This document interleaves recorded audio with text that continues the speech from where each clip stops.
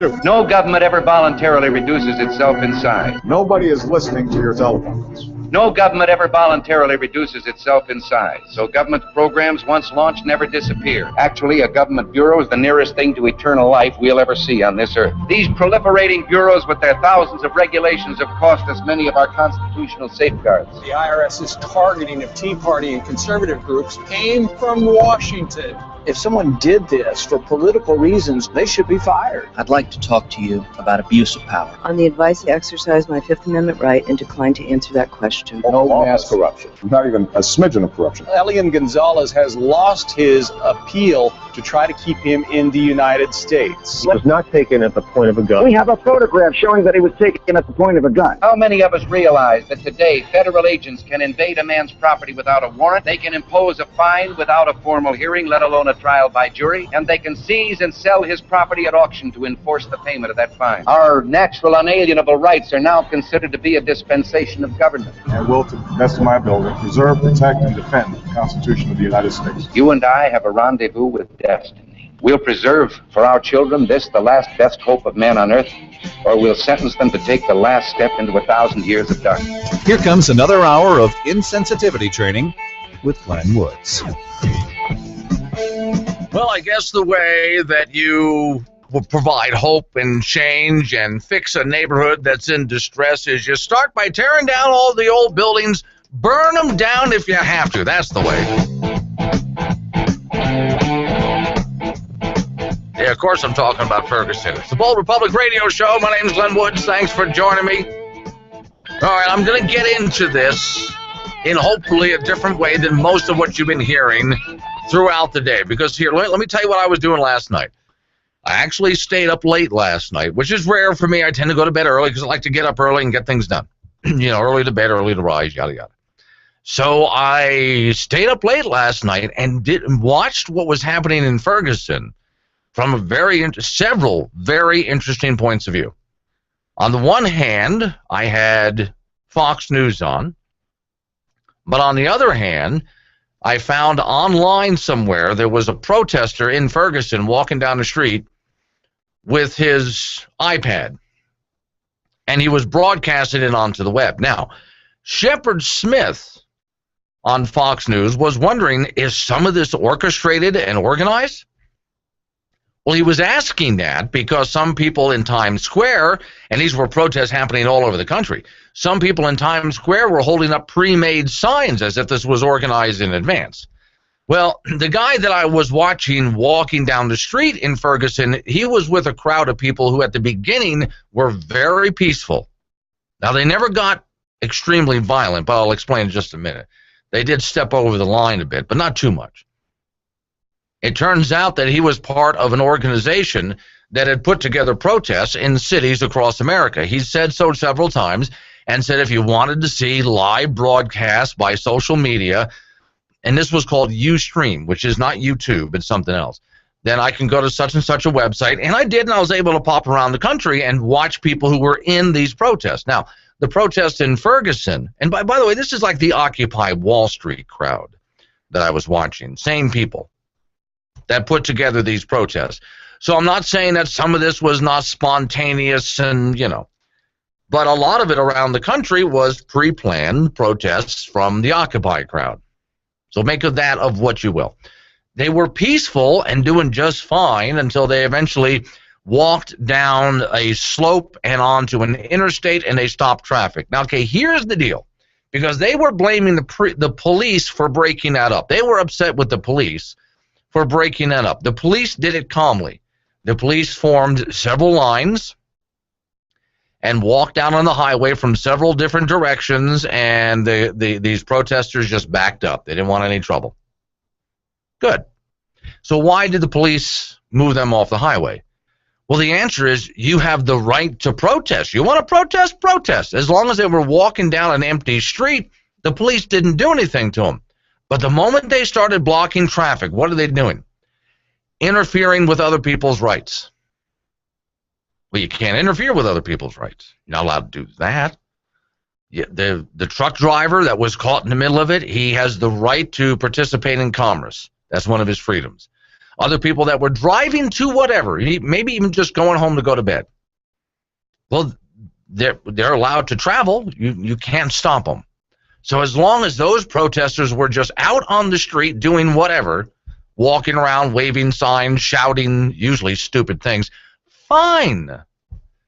But the moment you start interfering with other people's rights, that's when the police would step in. By the way, I have no sympathy whatsoever and no tolerance at all for the burning of the buildings, the cars that were tipped over, the cars that were set on fire.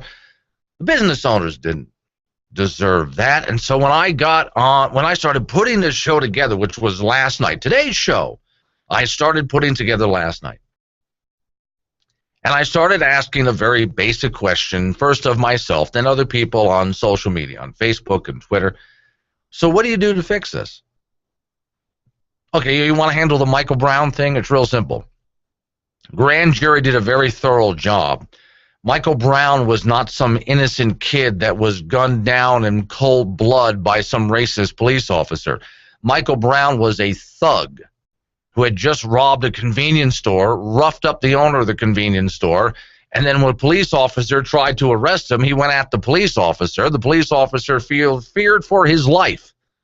That's why Michael Brown is dead. Now, we can agree or disagree on that. I'm done with it because it doesn't matter anymore. That happened. It's over. I mean, I've even been presented with different social media tweets and so on. People who thought that it was just an innocent kid walking down the street minding his own business. Nothing could be further from the truth. But we're done with that now, putting that aside. All across America, neighborhoods like this exist. Question 1, how did they get this way? Question 2, now that they're this way, what do you do about it? How do you fix it? That's what I'd really like to know. How do you fix this? All right, well, hang on. We'll get into all of this. And by the way, the phones will be open the whole time because I've got a list here of why we wound up in this position and what we need to do to fix it. And anytime you guys want to jump in, jump in. This is Glenn who's on the phone. Hey, Glenn. Yes, sir. Hey, my question, how did the feds get so wrapped up in this when it didn't cross state lines? Civil rights issue. The feds will get involved in state civil rights issues. That's how the Department of Justice is down there, which, by the way, they say that their investigation isn't over, but they're not interested in going after, remember the 2 Black Panthers when Obama was first elected? Oh, yeah, that's a racial problem, and, just reverse it, but that was my biggest question, is there was, no reason for it, but right, because we love, or because the administration loves race baiting. Yeah. And they're like a 2 for 3 that they don't, they create a bigger problem than what it should ever have been. Right. No, I think you're right. Thanks for calling in, Lyndon. And I don't think that the administration is honestly interested in the people of Ferguson. No, I honestly don't think that they are. It's a great way to get attention and make it look like the Democrat Party is the party of compassion and etc. So, I don't really think that they care much about the people of Ferguson or care about Michael Brown so much as they have a cause that they can pick up and run with and get votes from. And I honestly do think that that's what they're after. But okay, how did we get here and how do we solve the problem? We have generations that have led up to problems like Ferguson. And it may just take generations to solve the problem. Here, I'll give you part of the problem. I talked about it yesterday, but dealing with immigration. Free stuff. I have one of my videos up on my Bold Republic page on YouTube is called The Best of Obama Voters. But to be honest about it, even though a lot of these people talk about Obama in the video, this goes back for generations. It shows from all over the country people lining up to get free stuff. And thank you, Mr. Obama, for the free stuff. Now, again, this has been happening for generations, though. So don't just blame Obama. In fact, I look to both political parties at fault for this, for handing out so much free stuff. I played for you guys last week, short little clip, audio of a young lady who just, she was asked, aren't you ashamed? I mean, you're just sitting at home collecting welfare. I mean, doesn't this bother you? All right, can you tell me a little bit about yourself? 30 years old, I have 4 kids, and I've been on welfare for 12 years. Are you employed? No. How do you feel about that? I'm comfortable with it, and I feel like I don't need to look for one because I get a check from the government every month. How much do you collect in benefits? I get $780 in food stamps, $500 in tenants, and I get Medicaid and WIC. Okay, so generations of free stuff. We start with that. And then the government has had programs that have flat out encouraged people, encouraged them to have kids but not have a family.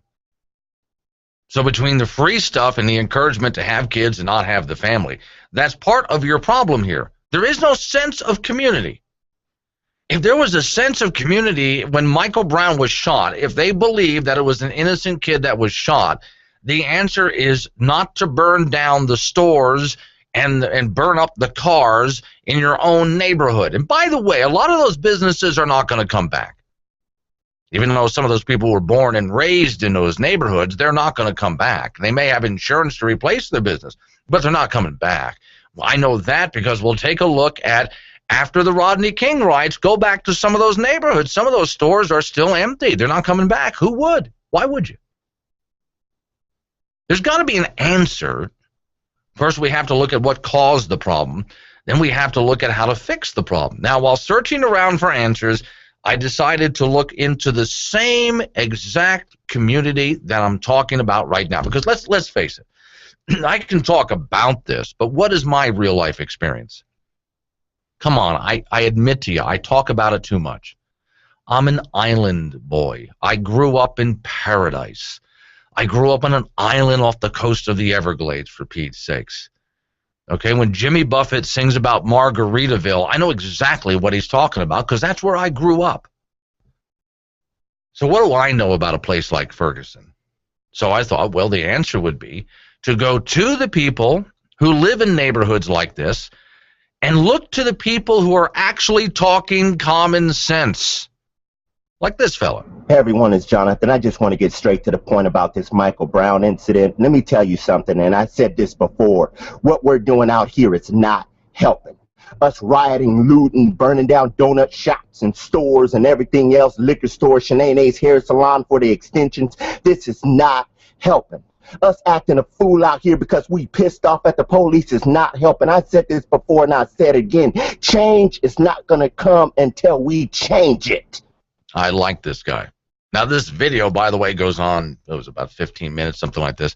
And he's got over 1 million hits on this, by the way. This is the kind of guy we need to get in front of these folks in neighborhoods like Ferguson. This is the kind of guy we need to run for office in neighborhoods like Ferguson. Now, I'll get into that in just a bit because that's very important. That's like a cornerstone of this. Not the cornerstone, but one of them. Okay. So as you people in Wyoming know, we have a lot of bad weather out there right now, and I told you guys about it yesterday. How do you keep warm at night when the heater's not keeping up? Did you buy a good chunk of carpet that you could roll yourself up in and go to sleep? Carpet Express Direct has them, and by the way, you can right now go to Carpet Express Direct. The parking lot's a lot of fun. It's really slick and slippery. So I would say get off of Highway 59 in Gillette, Wyoming, near the Prime Rib restaurant, and just slide your car right up to the store, not in it, up to it. Then walk in there and tell Chris that you would like to try to roll up in one of those roll-up carpets that people have been buying to sleep in. And then tell him that I sent you, and he'll completely understand.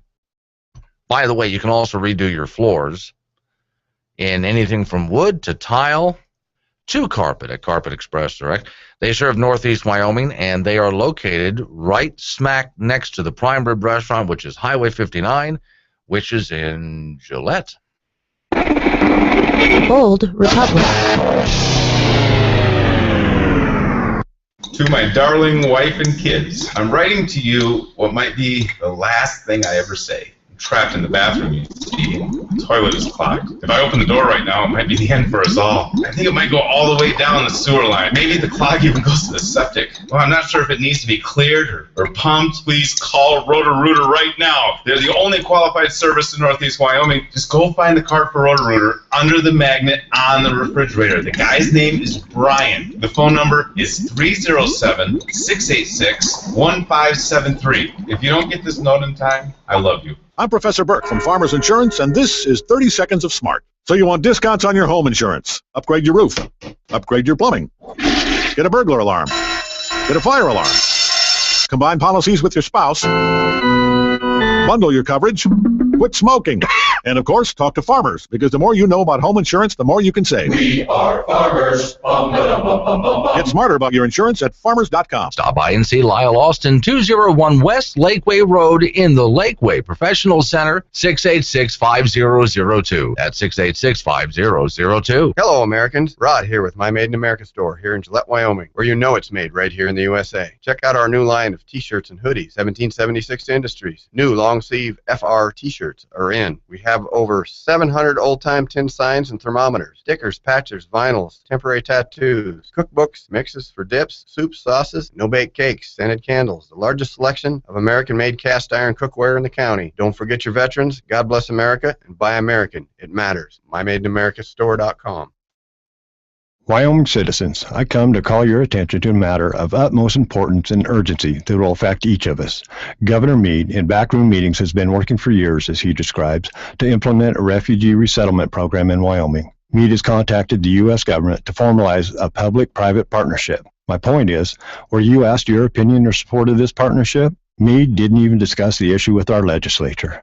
This program introduces incompatible cultures within our own. Many refugees in other American communities don't accept any aspect of U.S. culture, values, or laws. Do you want Meade, like President Obama, taking hard-earned tax dollars designated for our citizens to pay for a refugee resettlement program? We cannot allow recent outbreaks of disease and threat of lone wolf terrorism to jeopardize the safety of our families. I am Wyoming proud and want to assure we all are, today and for our future generations. Will you please help me? Paid for by Citizens Protecting Wyoming. Mommy, why is Thanksgiving your favorite holiday? Oh, because Thanksgiving is when America comes together to show what the American spirit is all about. All across the nation, people kill animals and eat them, waving giant middle fingers at PETA. So I don't understand. I mean, what You see, real Americans don't like to be told what to do by a bunch of tofu-eating hippies. Yeah, but So we take a goose or a pig or a big bird like this turkey, and we stuff it full of stuffing like this. Then we shove it in a hot oven like so. But Mom, I mean, shouldn't you have killed the bird dead before you did all that? Oh, honey. Your father and I like our meat fresh. This special Thanksgiving holiday message was designed specifically to hack off the condescending long-haired tofu-eating hippies that try to make us meat-eaters feel guilty this time of year. We hope that you enjoy the organic cardboard that you're eating this holiday. In the meantime, we're cooking our fresh kill on coal. No, Glenn, it doesn't matter if you're part owner of the company. No cigars in the studio. Oh, what is that smell? Put your shoes back on. I don't want to smell that. Look, if you want good talent, you have to put up with some bad habits. Let's get back in there with the original bad habit boy, Glenn Woods. By the way, for those watching the riots last night, did you notice a lot of it was happening under a big sign, lights that were strewn across the street that said Season's Greetings? How interesting. There's only 30 days of looting left until Christmas. Didn't know it was coming up that close, did you? So loot now. You got to get your stuff now. Yeah. in order to have something to put under that tree. I don't know where you're going to steal a tree, but go ahead. So, okay, I was just playing a guy, which I have a couple of gentlemen I like to play for you that I'm very impressed with. Let me go back first off to the first guy and tell you what I like about him and what we need to do with people like him in order to fix problems like Ferguson. Listen to this. Hey everyone, it's Jonathan. I just want to get straight to the point about this Michael Brown incident. Let me tell you something, and I said this before. What we're doing out here, it's not helping. Us rioting, looting, burning down donut shops and stores and everything else, liquor store, Shanae's hair salon for the extensions, this is not helping. Us acting a fool out here because we pissed off at the police is not helping. I said this before and I said it again. Change is not going to come until we change it. Now, that's the kind of guy you run for office in a town like that. And I don't just mean Ferguson. I mean any Ferguson across the USA, any town like that. Look for people like that, because I heard one of the things I saw on Fox News last night, Sean Hannity had on a woman, I think she was a councilwoman, some position like that. Some elected position. And you want to talk about an angry, loud, racist woman who was fueling the fire, who was not talking about peace, but instead was talking hate and distrust, rather than turning to the people who are the problem and asking them, what are you doing tearing up your own neighborhood? Well, the problem's going to have to go further back. This is a generational thing, with kids being born with their fathers not around, and it's encouraged through government programs. Have another kid, get more government assistance. We have neighborhoods that have been pulled apart over generations. People who wander through their lives without any sense of purpose whatsoever. And the police show up because, I mean, if you got people who get everything for free and have nothing to do with their days, and so now find themselves getting into trouble, joining gangs, the drugs, and the police have such a hard time handling the situation. The police ended up becoming heavy-handed themselves in neighborhoods like this across America, which, by the way, I'm not condoning. The police should not be doing that. But the police end up getting frustrated and getting heavy-handed themselves. No one here is working on putting these communities back together again. In fact, the very parties, Democrat especially, that are telling you, the very people that show up and run for office, even on a local level, saying they want what? To heal the families? To bring people together again, support your local business. Hey, kid, pull your pants up, go get a job, things like that. Mostly that's not what they're saying. In fact, they're preaching victimhood to these kids. There is no justice for you. You're a victim. Your parents were victims. Your parents before that. Well, here, I got a better answer. Once again, I'm just an island boy. Here's somebody who can say it a lot better than I could ever say it. What's up, y'all? I know it's a pretty diverse group of people that's watching this, and that's cool. But this one's going out specifically to my black people. Now, I'm going to say this once. Yes, slavery was one of the most horrific things that ever happened in human history. Yes, racism still exists. It's probably always going to exist. Just get over that. And yes, there are law enforcement officers out there that take things too far, abuse their power. They're humans. We're a flawed species. With that being said, today we're going to talk about personal responsibility. Oh, I like the way he says that. Personal responsibility. Well, we're going to listen to what he has to say about personal responsibility next.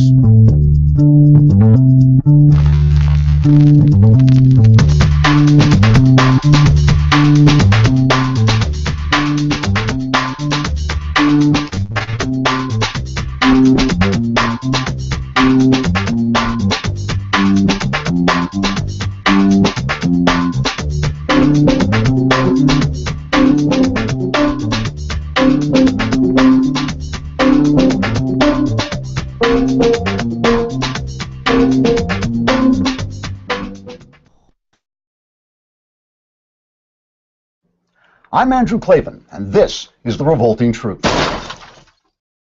The political landscape has changed, and now that some time has passed, let's try to get at the deeper meaning of the midterm elections. In the final results, Republicans won 1,100 Senate seats out of a possible 33, and approximately a gazillion governorships, including 4 in the 7 states that only exist in Barack Obama's imagination. I know many of you untrained amateur political hobbyists out there may feel this means that voters have repudiated the Obama presidency and then thrown it to the ground and stomped on it and set it on fire and then mocked its dying agonies while feeding the flames with crumpled hope posters that once seemed to promise so very, very much and now are only ashes. And yet, President Obama himself says he still believes he has the love of a grateful nation. The nation is Iran, but Iranians are people too, some of them. To separate the facts from the things the president says, let's turn to the sharp-eyed, clear-eyed, blue-eyed, Google-eyed experts who populate the mainstream media. Only their incisive analysis can help us reach the revolting truth. For instance, the mainstream Washington Post determined that this was a so-called Seinfeld election that was about nothing, whereas the mainstream Daily Beast allowed it was more of a Seinfeld election that was actually about nothing. Mainstream New York Magazine said this was really a Seinfeld election about nothing, but mainstream columnists at CNN, Huffington Post, and USA Today said this looked to them like a Seinfeld election and was about nothing. This, of course, is as opposed to being, say, a screw-off leftist jackass election that was about telling leftist jackasses to screw off. The mainstream New York Times, a former newspaper, ran an op-ed saying there shouldn't be any midterm elections, while mainstream ABC, CBS, and NBC simply pretended there weren't any. According to our friends at the Media Research Center, mainstream ABC World News Tonight went 7 weeks in September and October without running a single story about the midterms, while mainstream NBC and CBS ran only a tiny percentage of the number of stories they ran before the Democrat midterm victory in 2006. Network news executives were asked why they barely covered the upcoming Republican tsunami, but they couldn't hear the question because they had their fingers in their ears and were singing La La La very loudly.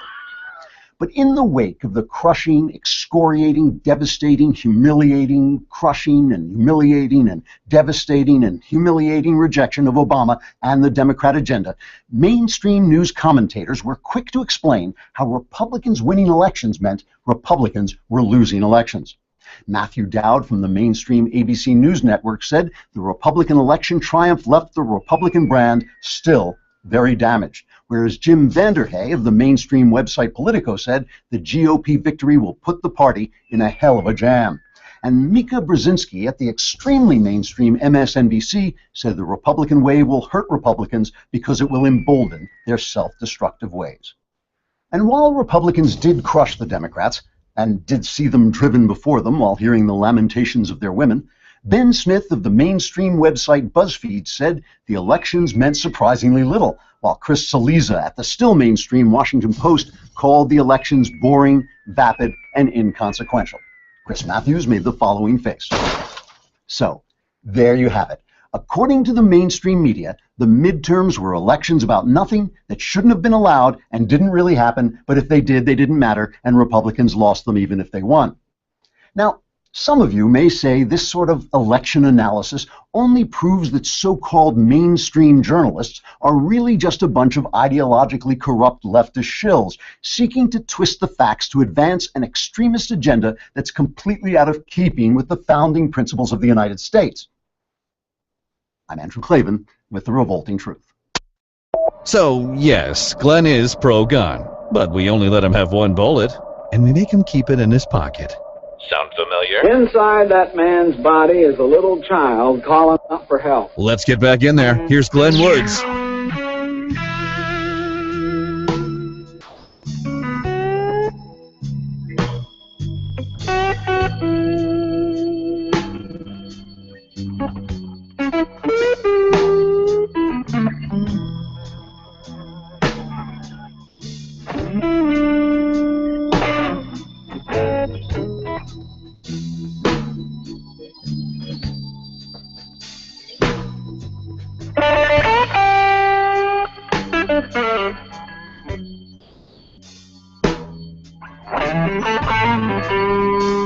Well, that's what it really was all about, don't you know? There's only 30 more looting days until Christmas, and you got to get as much done as you possibly can. And, you know, You got to get in there quickly, too, even if you have to kick the doors open, because that stuff's going to disappear fast with those low prices of nothing, which is how much looting costs. Well, it costs the store owner everything, and it costs the community everything because, well, there's nothing left in the community anymore. There go the jobs. There goes the neighborhood, literally. And I sat there wondering last night, and I wasn't the only one wondering it.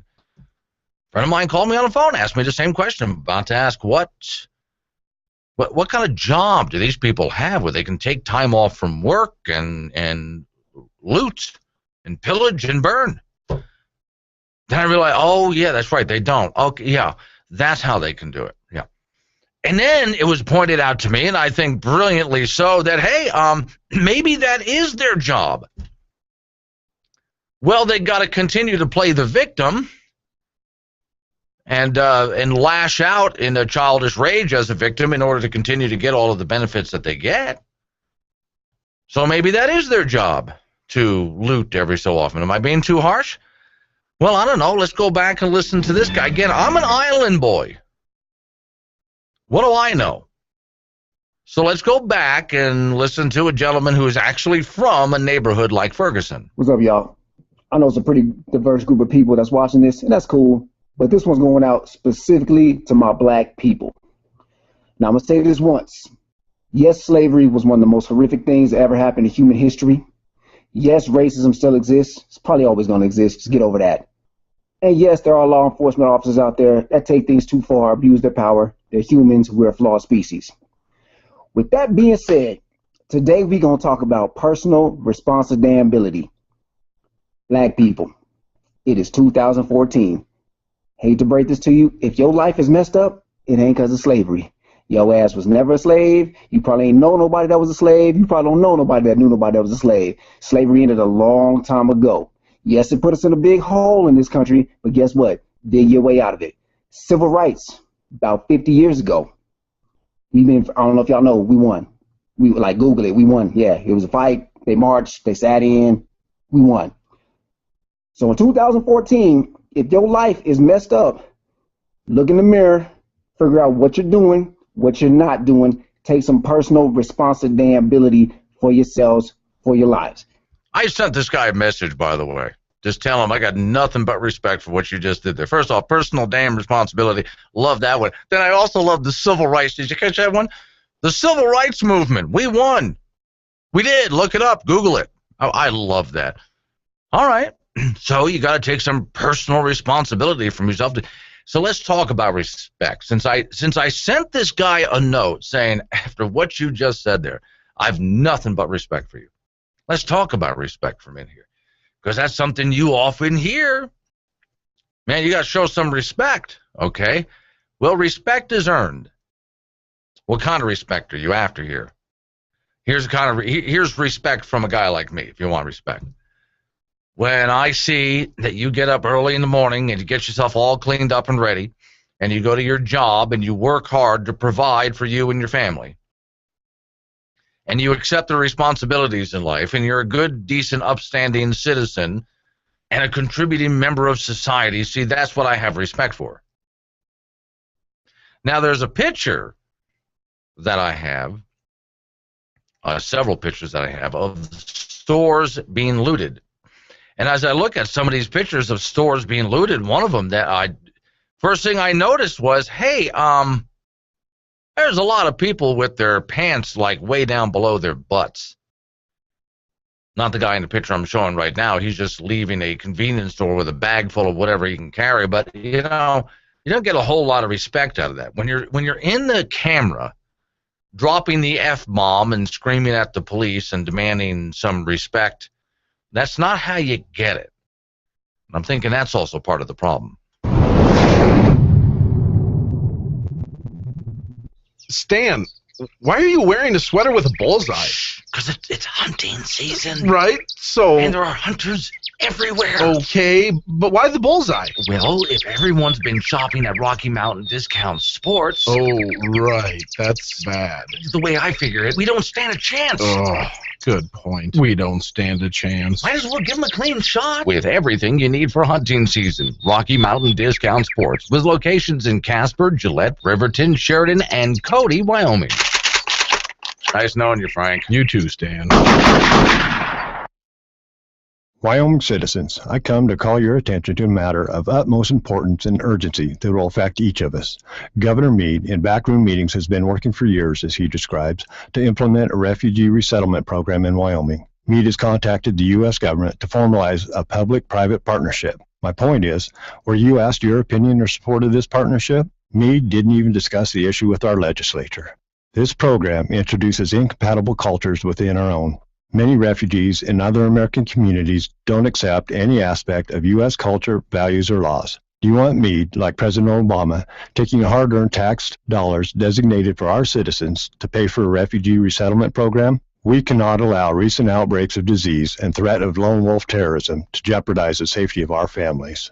I am Wyoming proud and want to assure we all are, today and for our future generations. Will you please help me?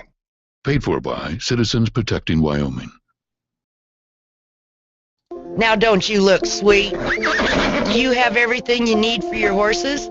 Tack can be expensive. You need to make sure you have the best quality at the best price.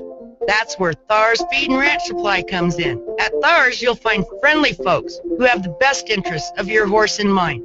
Only top quality, only reasonable prices. Thar's Feed and Ranch Supply, Gillette, Wyoming, 100 South Burmer Road, 682-9501. Remember when the President of the United States promised this? If you like your doctor, you will be able to keep your doctor. Well, now you can. Honey, it's Dr. Phillips. What a surprise. Is this a social call? Well, sort of. More like a socialist call. Yes, now because of the intrusion of big government on the medical industry, you can have a doctor in the privacy of your own home. Well, I'm going to have to move in with you. That is, if you want to keep your healthcare provider. I'm sorry, what? Yes, since you're going out of business, you can find out how to keep your own doctor in the privacy of your own home just by going to healthcare.gov. Oh, wait. That website's not working. Well, just look on a street corner for a doctor holding up a "Will Medicate for Food" sign. Invite him on home. I have nowhere else to go. Keep him in your guest room, your basement. Well, Chris is off to college. He can use that room. Absolutely not. Well, he can help me with my gout. Go! I'm good at go! Brought to you by the Obama administration, 1600 Pennsylvania Avenue, Washington, D.C. Do yourself a favor. Don't just listen to the show. See what Glenn's talking about at boldrepublic.com. There you can watch the show live on YouTube or download the show and listen to it later. Now let's get back in there. Here's Glenn Woods. So it's about morality. Not about what happened in Ferguson last night is not about race. I know a lot of people want to talk about racism. It's not about racism. It's about morality. It's about responsibility. So how do you bring that into those communities where morality and responsibility is all but gone? Well, I think the first thing is to take a good look at why it's gone. That would go back to the first young lady that I played a cut from at the beginning, the first half hour of the program. And she's very typical. I hate to say, she doesn't mind not having any kind of work because everything's provided for her. So she's got a bunch of kids and she doesn't work. And why should she work? She doesn't feel guilty about it because everything's just provided for her. You know what a job does for you? This is something that I learned at a very early age myself. But again, I come from a different neighborhood. I'm an island boy. But still, here's something I learned at a very early age. In order to have a job, first thing you got to do is make yourself presentable. Okay, for people in neighborhoods like Ferguson, quit putting tattoos all over your body and pull your damn pants up. That'd be the first thing. Shave would be nice. Make sure you're presentable. That's the first thing you got to do if you're going to show up to work every day, because a boss doesn't want someone who's not presentable. And out of looking presentable, you get what? The respect that you want. That's how you get respect. I was really, you know what surprised the hell out of me when I got older? One day when a young man, I guess in his teenage years, turned and called me Mr. Woods, sir. I thought, really? Have I gotten that old? Mr. Woods, sir, really? And I thought, well, how is it he barely even knows me that he was treating me with that level of respect? And I realized, well, I was wearing decent, clean clothes, my hair was combed, and I was acting in a responsible manner. Then that's how you get that kind of respect. Jobs can do that. Because you got to clean yourself up, then you got to show up on time. Then you can't be lazy and goof around at work. You got to get the job done. Got to work hard if you're going to keep that job. You want a promotion, you want to make more money, got to work harder. Got to be innovative, got to be creative, got to give your all to the boss. That's how that works. And you learn that from where? Well, your parents should have taught you that. Oh, there's the next problem in neighborhoods like this. Where are the parents? Again, well, this goes back to where we've created a situation where people growing up don't have parents because it's encouraged. The more kids you have outside of wedlock, the more government money you get. That's not encouraging family life. So the problem has, in part because of government, yes, but I bet if we dig in, we can find a lot of other problems as well, and I am no longer interested in the conversation about whether this is race or not. I don't care anymore. Because I don't see race as the problem here. I see morality in these communities. I see what these kids look up to as role models. That's why I know it is freedom of speech, it is First Amendment, but they deserve the criticism. When I listen to, I like all kinds of music, I really do. But when I listen to the lyrics of rap music, there are those out there who, well, glorify the gangster lifestyle. And these kids look up to this, and they want to be like this. These are their role models growing up. Rather than the role model used to be. Remember when you used to look up to Dad? Remember that? You ever seen the pictures of a kid with a plastic toy lawnmower going back and forth across the front lawn? What is he doing? Pretending to be Dad. And what was Dad doing? Taking care of his responsibilities.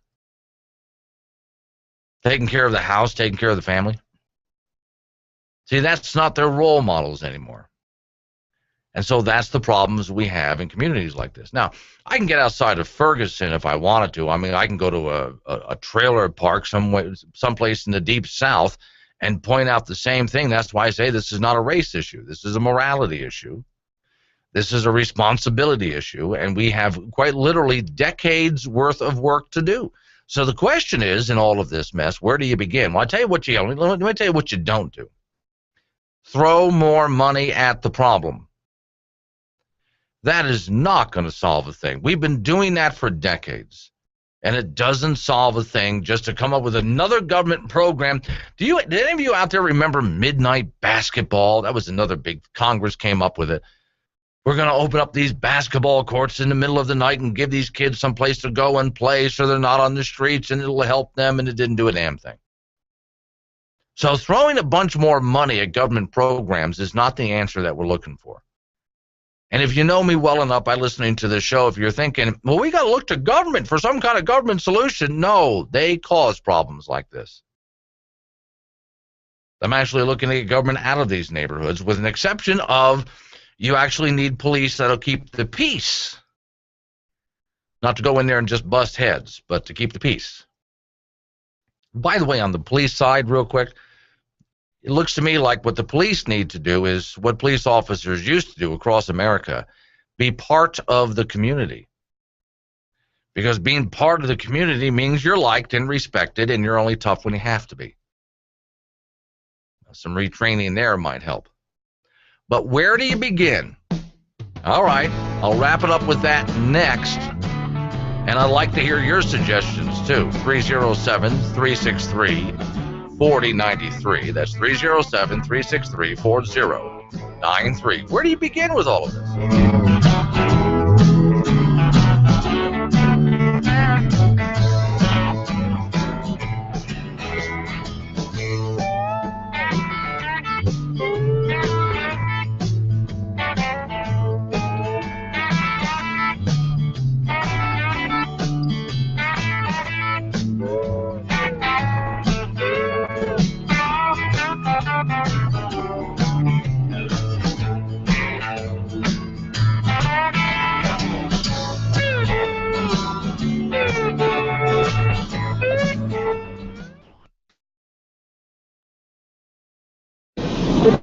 economic factors indicating the U.S. is heading for a prolonged recession, some experts are suggesting that the government should stop dumping all of our money into an enormous hole. Is it time to close the national money hole? That kind of talk is alarmist and irresponsible. America needs the money hole. Right. Driving truckloads of money out into the New Mexico desert and dumping it into a massive pit is one of America's greatest traditions. It's frankly, it's a national now, treasure. Look, no reasonable person is advocating that we are going to stop destroying money.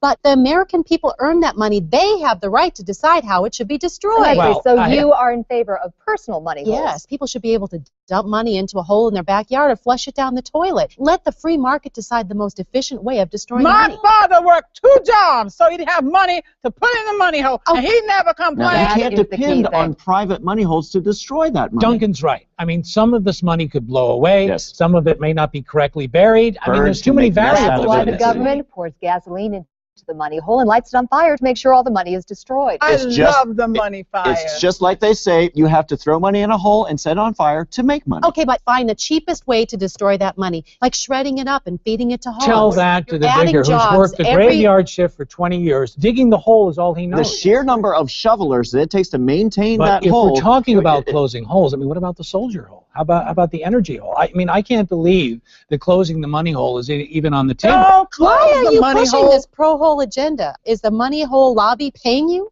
I resent that accusation. I do not take money from special interests, and if I did, I would throw it right in the hole because I am a patriot. If you love America, you throw money in its hole. No, Glenn, it doesn't matter if you're part owner of the company. No cigars in the studio. Oh, what is that smell? Put your shoes back on. I don't want to smell that. Look, if you want good talent, you have to put up with some bad habits. Let's get back in there with the original bad habit boy, Glenn Woods.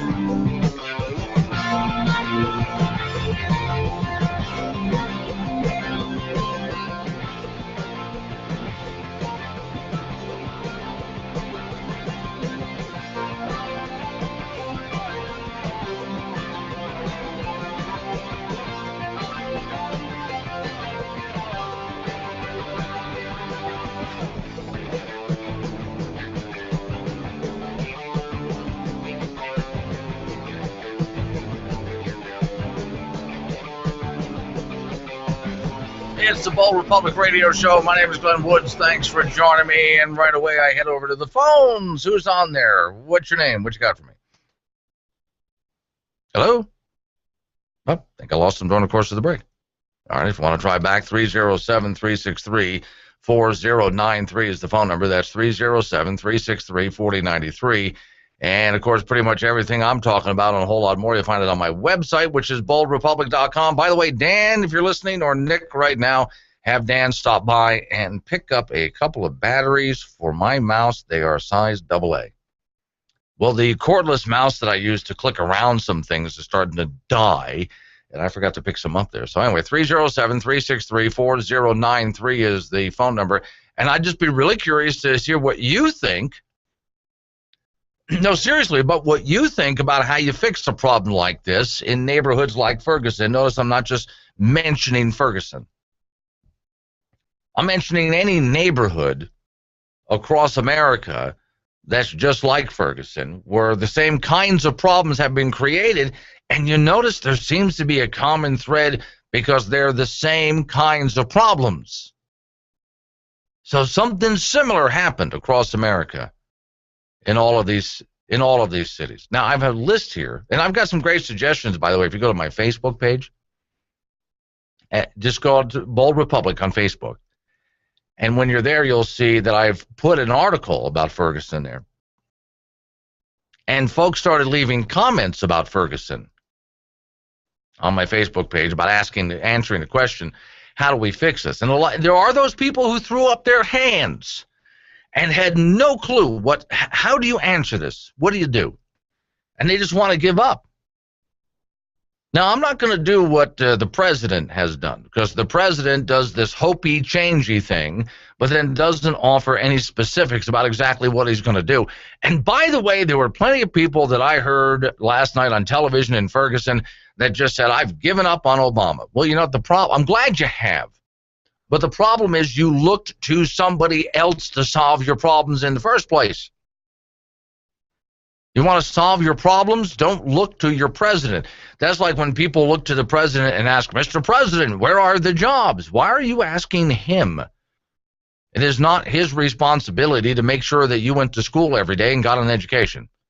It is not his responsibility to make sure that you show up to work. You're supposed to get a job, by the way. Show up to work on time every single day. That's not his responsibility to make sure that you had the skills and the motivation to make something out of your life. That was your responsibility, and that's not what we're teaching the kids. And so that's why neighborhoods like Ferguson's pop up all over America. In fact, we encourage it. Oh, do you remember? For some of you out there, you might have seen this. For those who haven't, I'll describe it. You know, the show Judge Judy.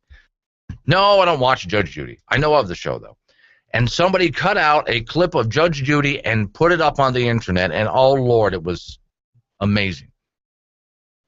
This young man had moved in with his girlfriend, and she was taking him to court because he wasn't paying his share of the rent. And he was firmly convinced that his share of the rent was, well, I'm there. She's paying for me to be there, and that's my share of the rent. Judge Judy turns to him and says, first off, that wasn't the deal. Second, where are you getting the money that you're supposed to be paying the rent? Oh, I get a stipend because, you know, government is paying for this and government is paying for that and they're supposed to be paying for my school. And also government gives me money for room and board. Oh, and what are you doing with your money for room and board? Well, since I don't have to pay her because, you know, I'm there, that's my payment, my presence. So what am I doing with it? Well, I don't know. I mean, I go out, you know, with my friends and stuff and we party. Oh, okay. So you're stealing the money that the government gave you for room and board and you're using it to play. Well, that's not stealing. Yes, it is. The government gave you money to, and then Judge Judy turns to her bailiff and says, are you getting this? And he's nodding his head going, yeah, I get it. I see it. He doesn't get it. The ending of the video was when Judge Judy turns to the girl. Okay, so he's not paying you rent. So why aren't you paying your part of the rent? And she's not either. And that's where Judge Judy just closes the case, because that girl who's complaining that her boyfriend's not paying his half of the rent, and remember, he gets it from a government stipend. And he's just blowing it on partying. Well, she's taking her free rent that she gets from the government, and she's doing the exact same thing. The question Judge Judy has, as she just gavelled and walked out and discussed, is this what we're fostering? Look at what we're fostering here. This is what we're fostering. And you wonder why this generation turns out as it does. Now, for those who want to give up hope, I don't know, honestly, out of the thuggery that we saw last night in Ferguson, I don't know if there is hope for that group or not. When I talk about real hope, I'm talking about the future generations and how we reach out to them and show them what the American dream is really supposed to be. And honestly, in my opinion, it begins by cutting off all of the free stuff and teaching people the skills. I mean, if you're going to survive in this world, son, you're going to have to develop some skills. And those skills involve responsibility. You know, it'd be good to have some motherly figures in the neighborhood. I think the fix, really more than anything else, comes from within the community, not from without.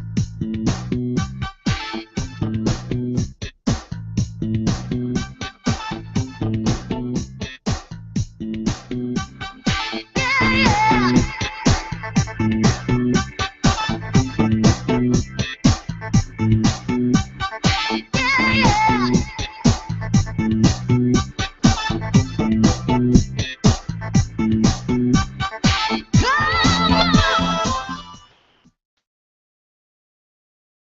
I want to change gears, I mean, because this is a great book, and I urge people to take a look at it if they want to see, lift up the rock and see what really happens in government and business. But you're also known for your ambush videos, and I know you've had some recent incidents with Lois Lerner and Harry Reid. I'm just wondering if you could, just talk a little bit about that. And Sure.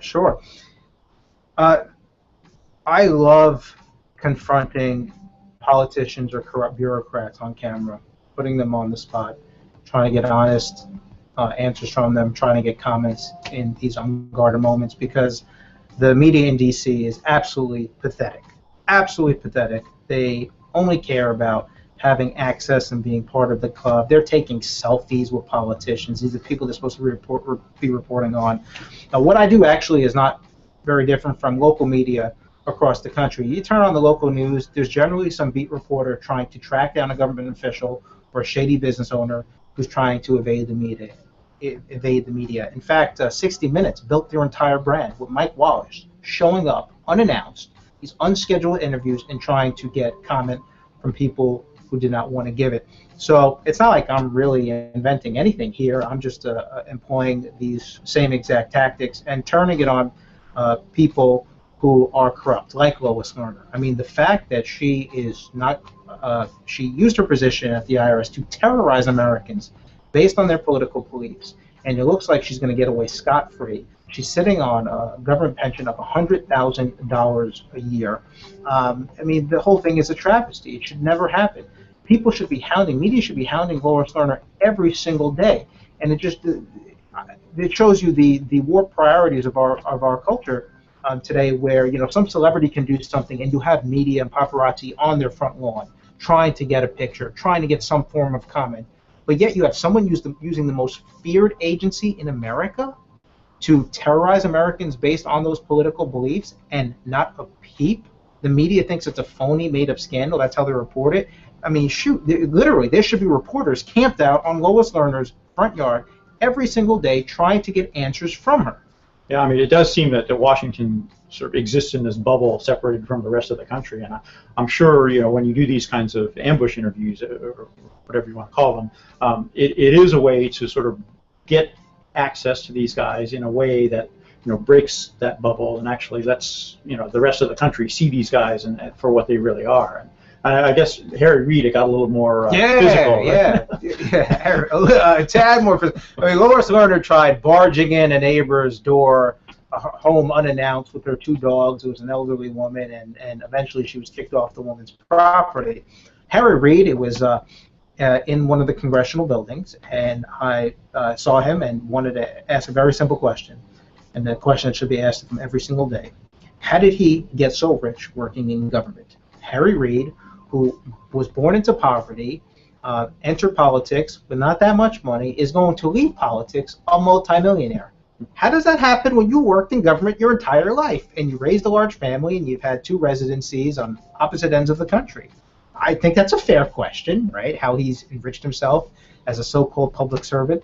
But when I asked this question to Harry Reid, calmly and just straightforward, a U.S. Capitol Hill police officer grabbed me by the shirt and slammed me up against the wall, then asked if I was with media or not. Well, yes, I am with the press, but would that justify the reaction either way? I could have been a tourist who wanted to know why Harry Reid, how Harry Reid has accumulated so much wealth over his career. Here's a man, Harry Reid, who's always whining about the Koch brothers, right? Oh, the Koch brothers are undermining democracy. They, rigging the game in their favor. Well, I'm sorry, that could be easily a summary of Harry Reid's own career, as I point out in Capitalism. He has his own chapter. So I know the answer how he got so much wealth. I wanted to just comment from him. So I get roughed up by one of his goons. The U.S. Capitol Hill Police Department is essentially trying to cover it up and saying, well, Jason Matera wasn't wearing any observable credentials. It's a public building. I mean, what the heck? I can go ahead, again, if I was a tourist or a member of the press. Does it justify the reaction of a U.S. Capitol Hill police officer roughing somebody up for asking a question of their, of a public servant? But I think it's really emblematic of the type of arrogance emanating out of D.C. They view themselves as like, how dare you ask me a question of how I've used or abused my grow in public office. It's like we're the peasants. They think we're there to serve them and not vice versa. Exactly. And I wish you luck in your endeavors and these interviews, because they do bring to light a side of Washington that we don't get to see that often. And you do a good job in capitalism of laying it out. And, good luck in your future endeavors, and thanks for stopping by and talking to us about capitalism. Everything Glenn talks about is on his website, and that website is updated daily to keep you informed and scared. BoldRepublic.com. Back to Glenn Woods.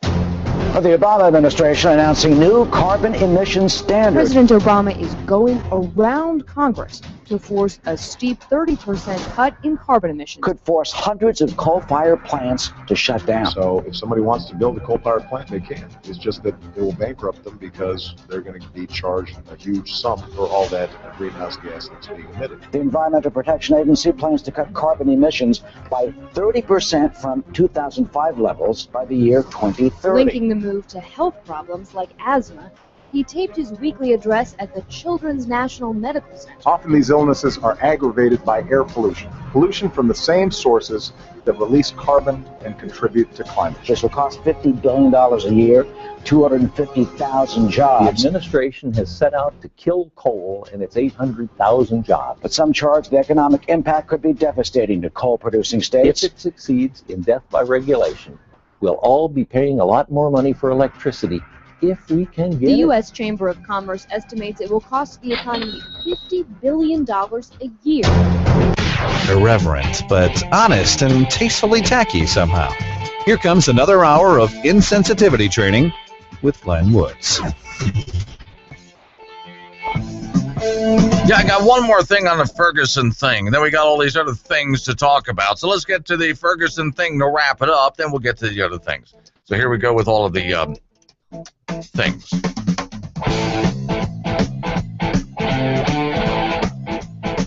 By the way, phone number if you want to get involved in the action, it's real simple, 307-363-4093. That's 307-363-4093. And it's also open phones at this point, so if you want to change the subject, interrupt me. If you have to, that's fine. I'll let you do that. And for those people watching on video, don't forget, questions, comments, obnoxious, snotty remarks, post them there. I'll get back to them as soon as I can get to them. I'll go ahead and get to them. So, all right. Here's what you don't worry about with Ferguson. Because my interest is the kids at this point.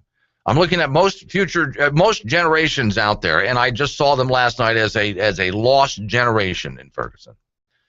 And maybe that's why I'm a pretty optimistic guy, but I was pretty pessimistic about that.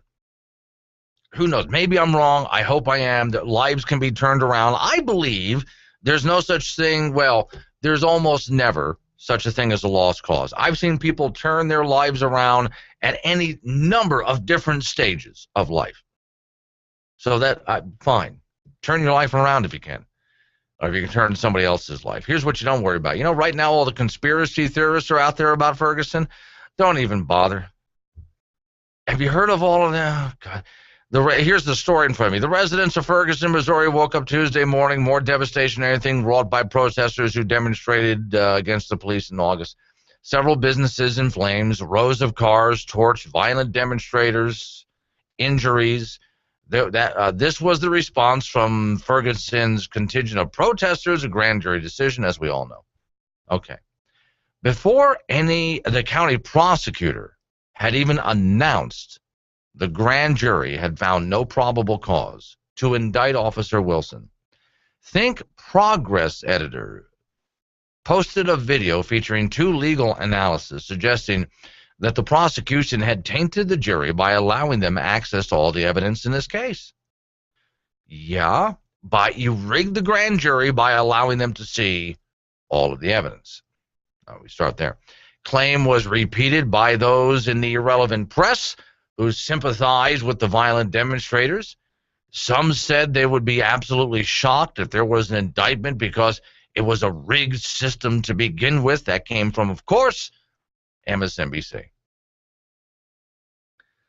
CNN hasn't been much better. Quoting here, I'll bet you his two assistants did not ask for an indictment. according to, well, one guy, Mark Dranos, I think it's, well, on CNN, with evidence-free, well, he just condemned the whole thing before it even happened. And the theories continue. And the theories on the streets continue. And none of that matters. Let me give you the harsh reality of this, the painful, harsh reality that you and I really don't want to get into, but we have to get into. Okay, so Michael Brown is dead. The incident happened. It's over. The grand jury looked at the evidence and found that the police officer had acted in self-defense. Agree with that or not, doesn't matter, we're done. Now we're left with a problem. Okay, the problem is generations living off the government dole and in poverty, contributing nothing, not just to society, but to their own lives.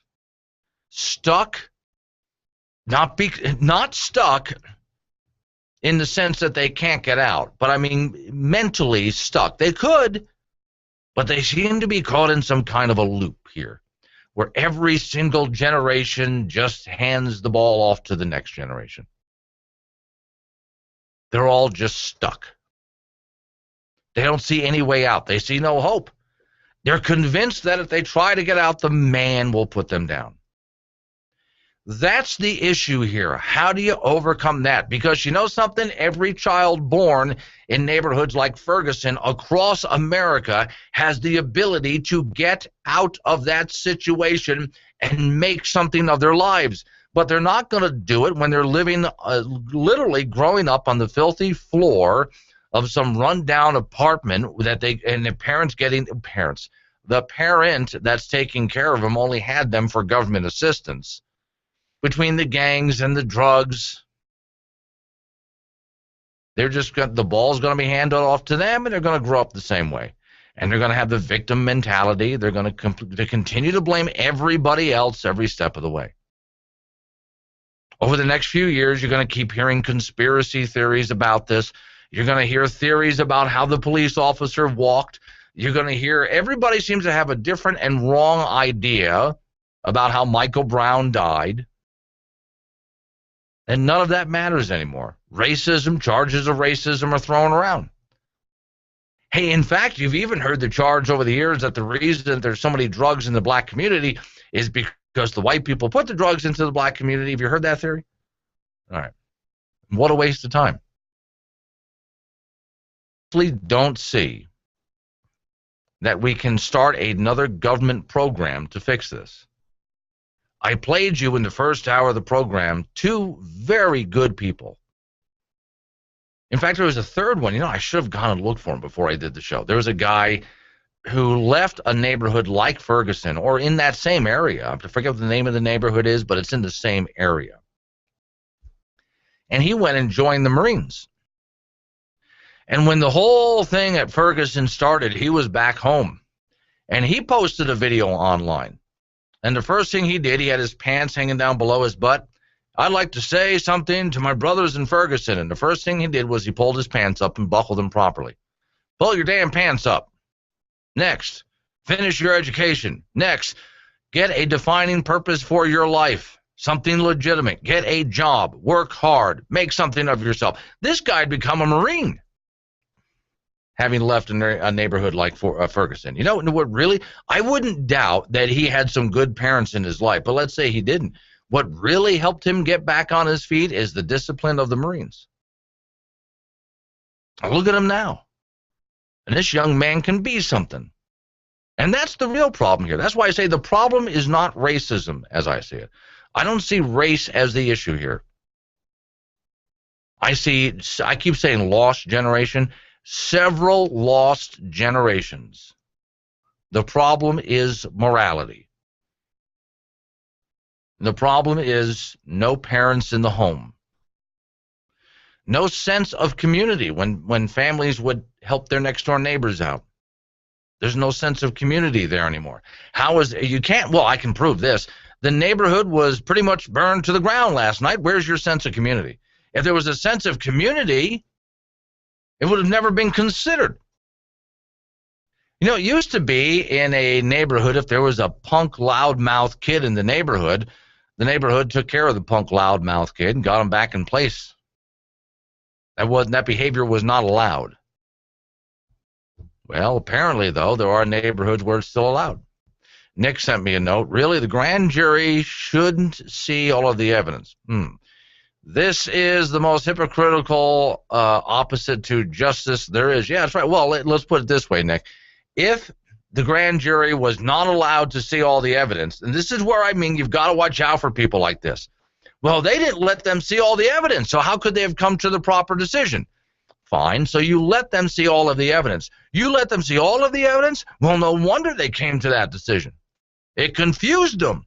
No matter what you say, these are people who want to fan the flames. These are people who live for the controversy. These are the people, like I said, this woman, I think she's a councilwoman that was on with Sean Hannity. It doesn't matter what you say to this woman. She's out there to fan the flames, and that's probably what she got elected on. By telling these people you're just a bunch of victims, and I'm out there to fight the man.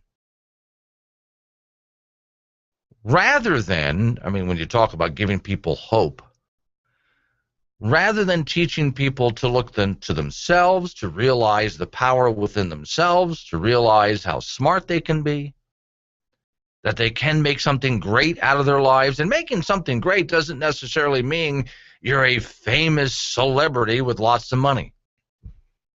I mean, if you're a mechanic at a local garage somewhere, and you've got an average middle-class house and kids, you've achieved something great.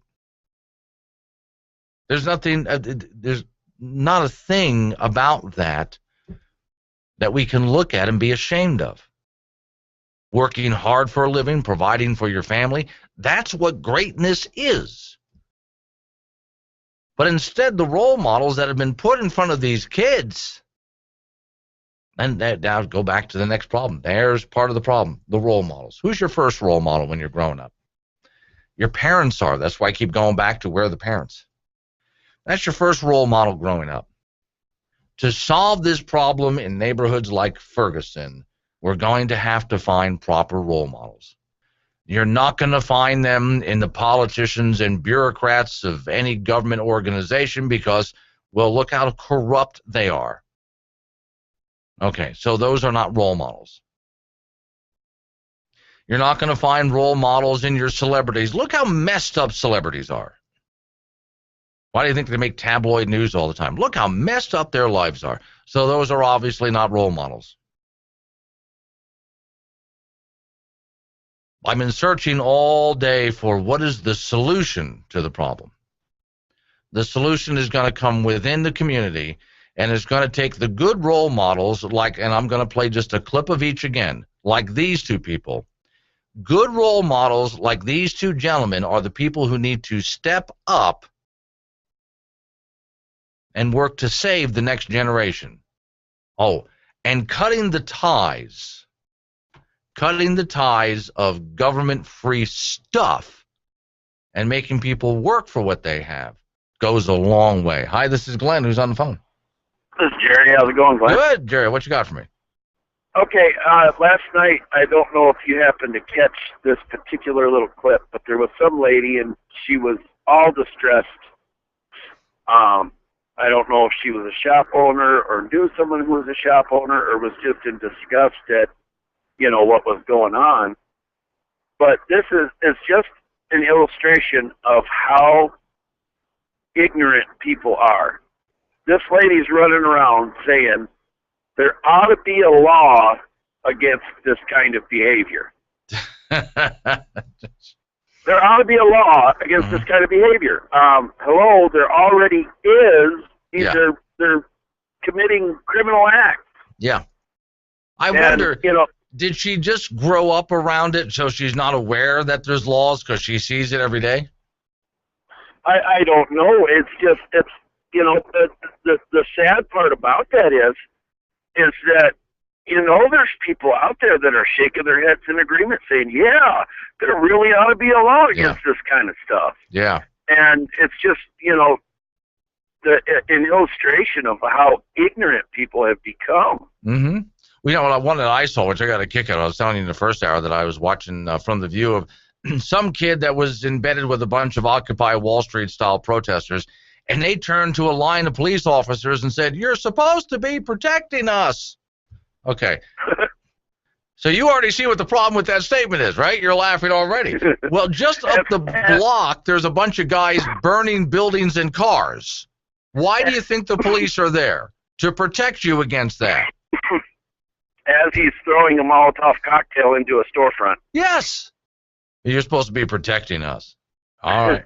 Thanks for calling in. Appreciate it. Let me play. I'm going to push the commercial back just a little bit because I want you to hear just a little bit of these guys one more time.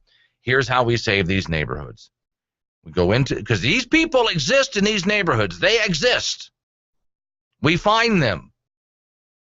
We get them into the positions of responsibility. Hey everyone, it's Jonathan. I just want to get straight to the point about this Michael Brown incident. Let me tell you something, and I said this before. What we're doing out here is not helping.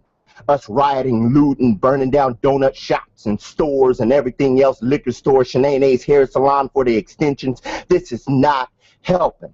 Us acting a fool out here because we pissed off at the police is not helping. I said this before and I said it again. Change is not going to come until we change it. No, that's what you got to hear his whole 6-minute speech. He was just great. Then there's this guy. What's up, y'all? I know it's a pretty diverse group of people that's watching this, and that's cool. But this one's going out specifically to my black people. Now, I'm going to say this once. Yes, slavery was one of the most horrific things that ever happened in human history. Yes, racism still exists. It's probably always going to exist. Just get over that. And yes, there are law enforcement officers out there that take things too far, abuse their power. They're humans. We're a flawed species. With that being said, today we're going to talk about personal responsibility. Black people, it is 2014. Hate to break this to you. If your life is messed up, it ain't because of slavery. Your ass was never a slave. You probably ain't know nobody that was a slave. You probably don't know nobody that knew nobody that was a slave. Slavery ended a long time ago. Yes, it put us in a big hole in this country, but guess what? Dig your way out of it. Civil rights, about 50 years ago. I don't know if y'all know, we won. We Google it, we won. Yeah, it was a fight. They marched, they sat in, we won. So in 2014, if your life is messed up, look in the mirror, figure out what you're doing, what you're not doing, take some personal responsibility.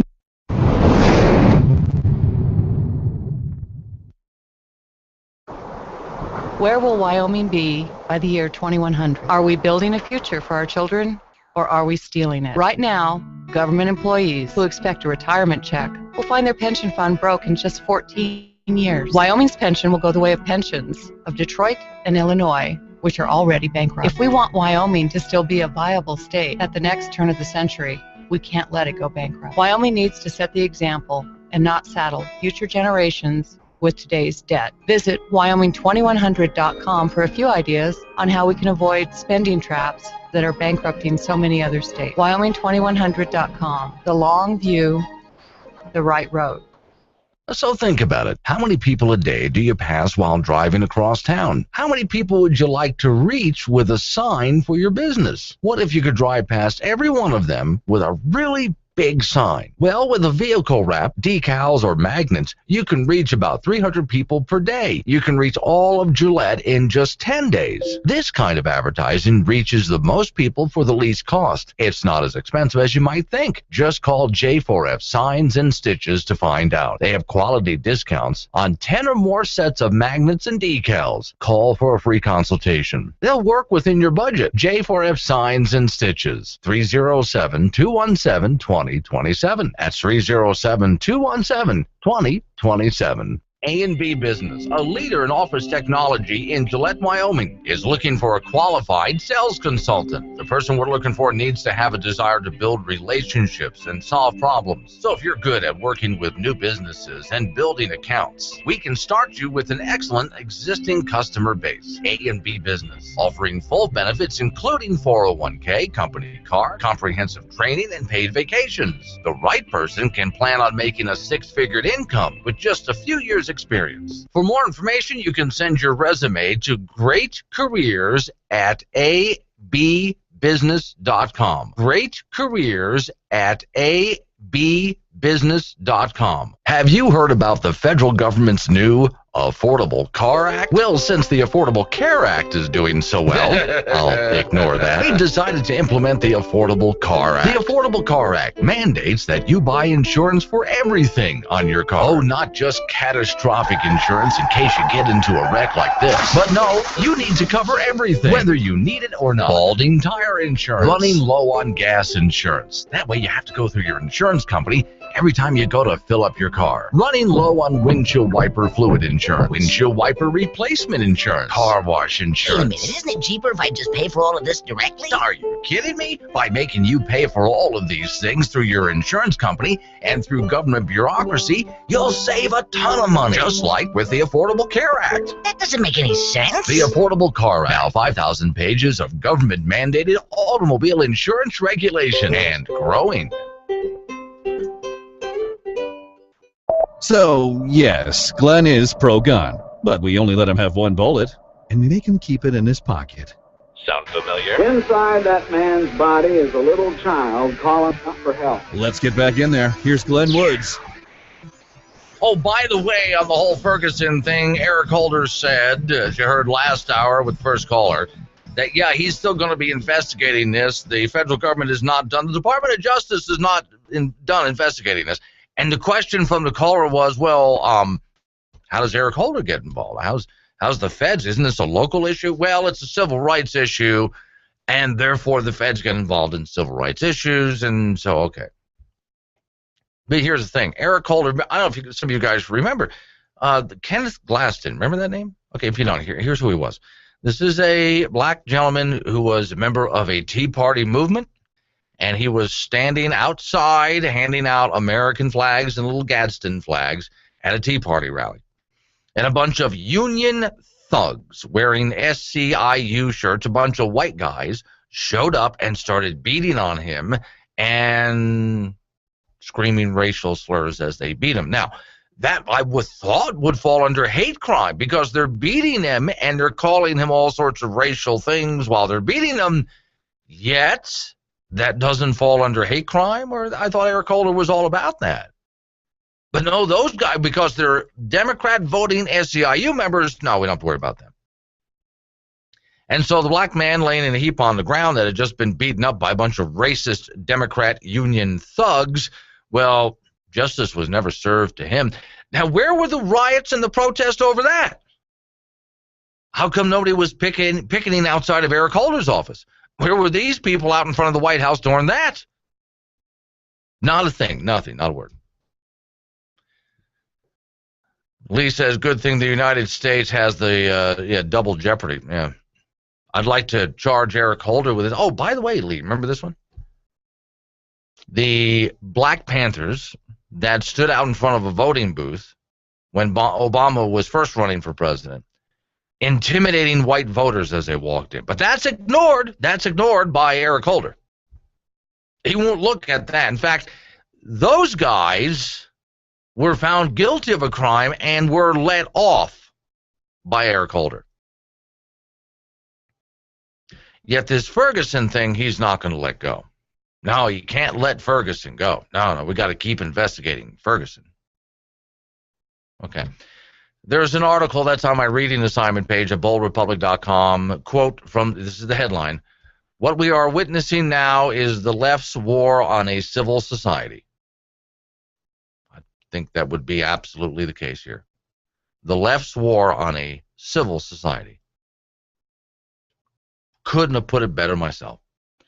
Well, I hope Eric Holder's gone soon. The Michael Brown thing, maybe he just said it because people were expecting him to say something like this. Oh, this isn't over. The feds are going to keep investigating. I don't know. But Michael Brown, his name will be forgotten shortly. You'd be surprised how fast this is going to pass. And it'll be business as usual for us all with nothing solved.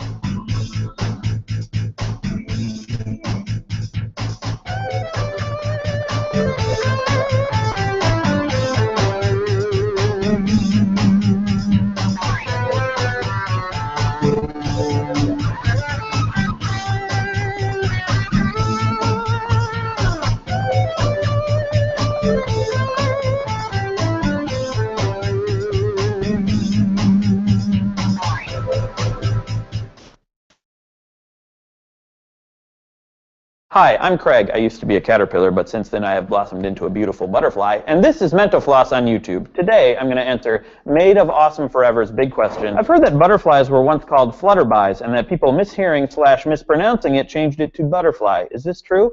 If not, why are butterflies called butterflies? The fact that butterflies were once called flutterbys is a popular story, but like many popular stories, it's not true. So, today I'm going to tell you where the word butterfly did come from. Let's get started.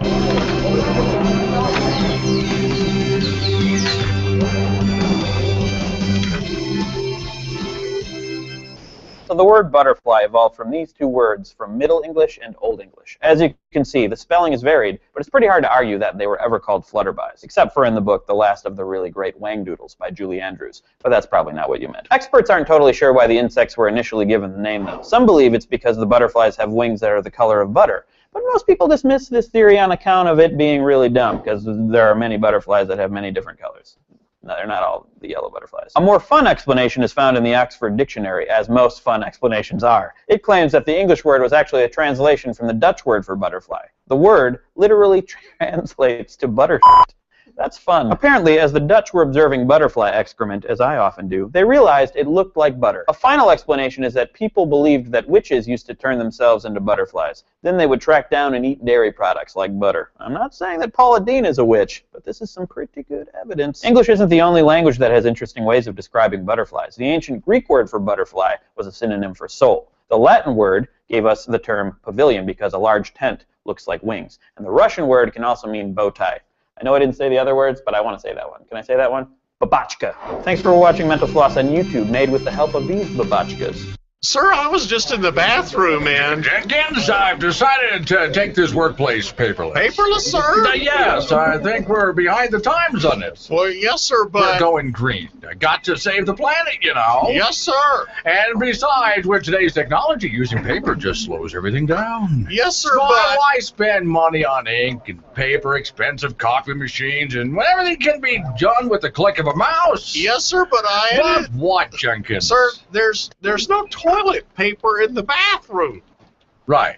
Well, don't worry. There's an app for that. An app, sir? Oh, come on now, Jenkins. Get with the times. An app for your phone. See? Just touch the toilet paper app on my phone and... On your phone, sir? But... Well, you certainly can't use your iPad. I mean, that's a little big, don't you think? Especially, well, not so big for Mural down in accounting. Have you seen her big keister?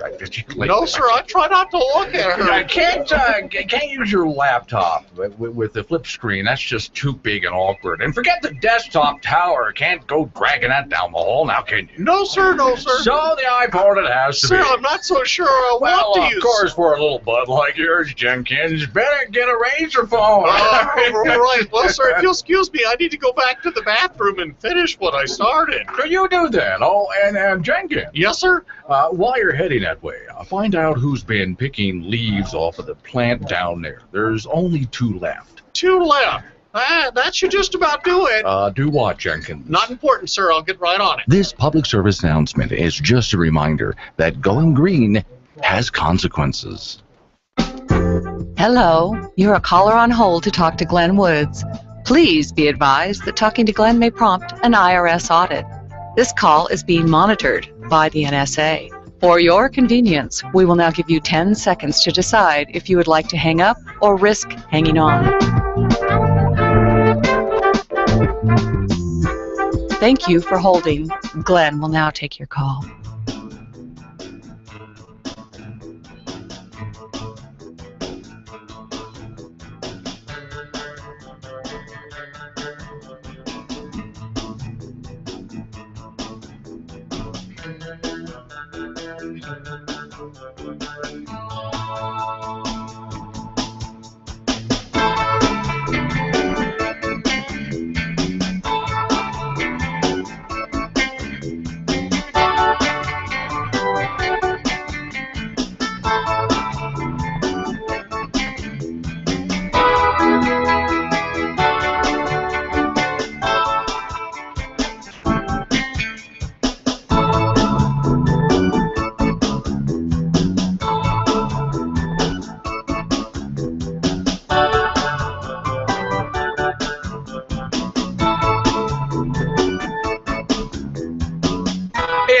Republic Radio Show. My name is Glenn Woods. Open phones. We don't just have to talk about Ferguson because I'm going to get onto a whole lot of other topics from here on out to the end of the program. 307-363-4093 is the phone number.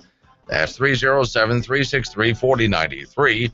And as always, pretty much everything I talk about and a whole lot more, my website is boldrepublic.com. So on 60 Minutes, they had a topic about raising billions of dollars, that's billions with a B, because of the highways out there. Now, for those of us who live in places like I'm in Wyoming right now, yeah, it's highway's pretty bad out there. A lot of work needs to be done. In fact, our entire infrastructure system has been crumbling apart. Raising billions of dollars to fix it. Do we need to raise billions of dollars to fix it? Hang on, I got an answer for that. But first off, this is Glenn who's on the phone. Hey, Glenn. Yes, sir. Is it true that Eric Holder has made the statement publicly a couple of different times that a black man cannot commit a hate crime against a white man? He never made it publicly, but as far as I understand, he has said it. Because there are people out there like Eric Holder that believe that racism only runs one way. A white guy like me can be racist, and we apparently automatically are because we're white. But black people cannot be racist. And there are those people who actually hold that opinion, but that opinion is racism in itself if you think about it. Well, I agree. There was numerous posts on Facebook today with the circle of people that I hang with that made the comment, and there was one of them that even had posted an article that showed where Eric Holder had made the comment that a black man could not be tried for a hate crime against a white person. That's one of those things where, from everything that I see, he did say it, but if you're looking for something that, will stand out publicly, good luck finding it. Okay. Okay. Thanks for calling. I appreciate it. But and by the way, it's important to understand it. And I'm not just saying this. I've come across these people myself in person. I've had the conversations. They honestly believe that only white people can be racist. Racism occurs all over the world. I don't care where you are in the world, there's racism. Every race is guilty of racism. I'm not saying every person. When you look at me personally, I don't care what nationality you are. I see you as a human being. Not every person is racist. But racism does exist all over the world. So the idea that it's not possible for a black person to be racist, there are people who believe that. But if you think about it, just let's have an intellectual moment here, just for a second. That argument in itself doesn't make any sense. The moment you say that only white people can be racist, you have just made a racist comment, therefore making you a racist. In fact, I got a kick out of how many racist comments from people who are fighting racism in Ferguson yesterday. As I was watching on the news last night, how many racist comments I heard from the people who were complaining about racism. And yet, I bet you if you were to call them out on their double standard, but this is one of those, you want to sit down and have a real adult intellectual conversation with these people, good luck. Good luck with that. It's not going to happen. I do understand that there are some people that are just too far gone and you're not going to save them and they're not worth arguing with. But there are, I think, seriously, a lot of people out there that you can reach. I don't think you can reach someone like Eric Holder. I don't think you can reach someone like Barack Obama. That's like saying you're going to have an intelligent, meaningful conversation with Nancy Pelosi and actually make some headway. Or don't make fun of her, girlfriend, Debbie Watcher, gloriously expanding Big Butt Schultz. Sit down and have a conversation with her and see if you can, see what you get out of it. They're gone. They're too far gone. That's why there are some that make this statement that, liberalism is a mental disorder, is a disease. Well, I don't know if it's necessarily even liberalism.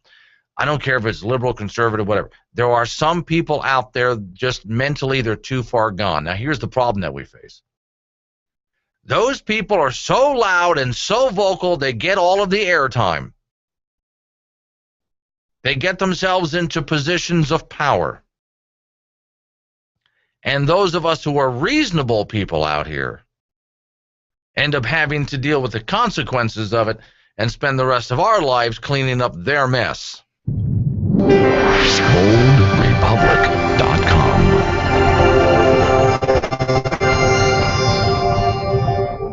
You have a pool table and darts in your office? Yeah, sure. And how many TVs do you have playing sports events in your office? Oh, I don't know, a bunch. And you play beer pong in your office? Doesn't everybody? No! Oh. So you turned your office into a sports bar? No! We turned the sports bar into the office. The sports bar is now the office. The Office Saloon, 1400 North US Highway 1416 in Gillette, on your way to the airport. To my darling wife and kids, I'm writing to you what might be the last thing I ever say. I'm trapped in the bathroom, you see. The toilet is clogged. If I open the door right now, it might be the end for us all. I think it might go all the way down the sewer line. Maybe the clog even goes to the septic. Well, I'm not sure if it needs to be cleared or pumped. Please call Roto-Rooter right now. They're the only qualified service in Northeast Wyoming. Just go find the card for Roto-Rooter under the magnet on the refrigerator. The guy's name is Brian. The phone number is 307-686-1573. If you don't get this note in time, I love you. You could either spend $100 getting your phone fixed, or you could go ahead and spend $400 to replace it. At Selectel Wireless in Gillette, we fix phones. Most generally, what breaks is the digitizer or the LCD. This is from being dropped, being smashed, thrown against the wall. No, seriously, 9 times out of 10, people throw their phones. Well, we can fix that too. Save money, fix it, don't replace it. Come see us at Selectel Wireless, next to Office Depot in Gillette, Wyoming. But if you do need a new phone, we have those too. Dogs, cats, and horses. They all need to get their shots now and then. Aw, come on, it's not that bad.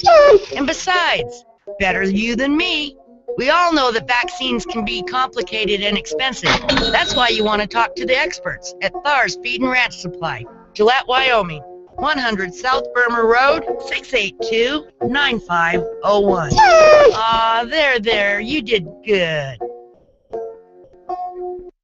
Conservatives say they should have to go to work every day just to earn a living and pay for things like healthcare and food. Conservatives believe that you should have to pay your own way in life. But we in the Democrat Party disagree.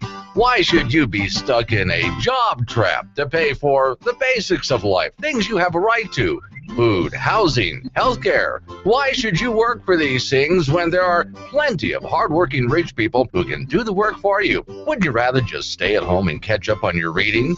Get to know your kids. Play with your cat. Yes, we can continue to print and borrow money and let other people do all the work for you so you can enjoy your life. Vote Democrat this next election. Muffy, you know we have to go to work. There are people depending on us. This message brought to you by the DNC. Any adverse effects to the actual economy is purely coincidental. Come on, don't act like you don't know how this works. Glenn sits in a padded room, talks to himself, and guess what? You're the voices in his head. It's really creepy, but it works. Let's get back in there. Glenn Woods is back on the air. Well, while I was talking in that last segment, Lee sent me a note by the video stream telling me that the UN, of course, is very concerned about this. The number of black Americans in prison, the number on death row, and obviously the racism in the United States. First off, the UN needs to butt out of our business in general. They have no business here. But let's put this in perspective. Does America have a problem? Yes. Okay, now... Well, where in the world doesn't? Okay, you might find an island somewhere where there is one hermit living. There's somebody who doesn't have a problem.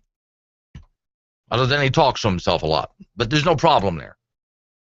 Other than maybe he argues with himself. Maybe he hates himself. I don't know. But he's living with himself and the voices in his head, much like I do every single day. So, okay. Let's take a look around the world. I just want to put this in perspective. Yes, America did wrestle with slavery. Do you think we were the only country that ever did that? The only continent that ever did that? Hey, black-on-black slavery continues to this day. In Africa, Let's go to the Middle East. Slavery continues there. You think it was just us? Racism is just an American thing? This is Glenn, who's on the phone. Hey, Glenn, it's Mike. How are you? Very good. What you got for me? Just calling to find out where you got that clip of that guy talking about responsibility. I just heard the very end of it. I'm out working in the field. Okay. That is a YouTube one, and if you give me a little bit to the end of the show, I'll go ahead and post it on my reading assignment page. Great. Would you like me? Did you hear the whole thing or just part of it? No, I just heard the very end of it. And I went, if I played it again, would you be able, because this guy's good, would you be willing to listen to the whole thing? You got a minute? Yeah, I do. Okay. Are you listening? You got your radio in front of you? I do. Okay, I'm going to play it right now. All right, thanks for calling in. Look, it's that good. Normally I don't do stuff like this. But this guy is just that good, and I even sent him a note telling him how impressed I was. What's up, y'all? I know it's a pretty diverse group of people that's watching this, and that's cool. But this one's going out specifically to my black people. Now, I'm going to say this once. Yes, slavery was one of the most horrific things that ever happened in human history. Yes, racism still exists. It's probably always going to exist. Just get over that. And yes, there are law enforcement officers out there that take things too far, abuse their power. They're humans. We're a flawed species. With that being said, today we're going to talk about personal responsibility. Black people, it is 2014. Hate to break this to you. If your life is messed up, it ain't because of slavery. Your ass was never a slave. You probably ain't know nobody that was a slave. You probably don't know nobody that knew nobody that was a slave. Slavery ended a long time ago. Yes, it put us in a big hole in this country, but guess what? Dig your way out of it. Civil rights, about 50 years ago. I don't know if y'all know, we won. We Google it, we won. Yeah, it was a fight. They marched, they sat in, we won. So in 2014, if your life is messed up, look in the mirror, figure out what you're doing, what you're not doing, take some personal responsibility for yourselves, for your lives. Personal wait, I got that right. Yeah. Is that what he said? Personal damn responsibility. Okay. Remember that. I think that's worth repeating to people. You need to take some personal damn responsibility for your life. I still get a kick out of when he says, hey, civil rights movement, you might have heard about it. We won. Google it. As if some people don't know that was actually won. Those are the people that we need to find.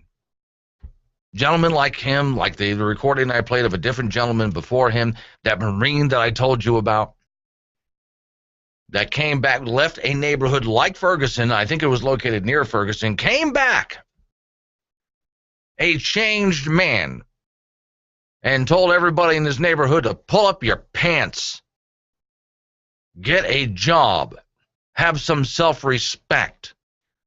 That is what needs to be taught in these neighborhoods. And I'm not just talking about, when I say neighborhoods like Ferguson, again, if you think I'm talking about race, you misunderstand. Because it's not just the black neighborhoods. There's neighborhoods like this all over America of all sorts of different races.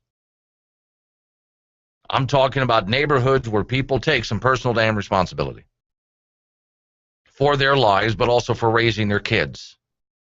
And that's what, see, conservatives, you may look at some, deeply religious conservatives and make fun of them, but you know what they do have? They do have a sense of family, a sense of hard work, a sense of responsibility, a sense of morality, a sense of respecting your neighbor. Liberals make fun of conservatives, and yet, where do you think those values are the strongest?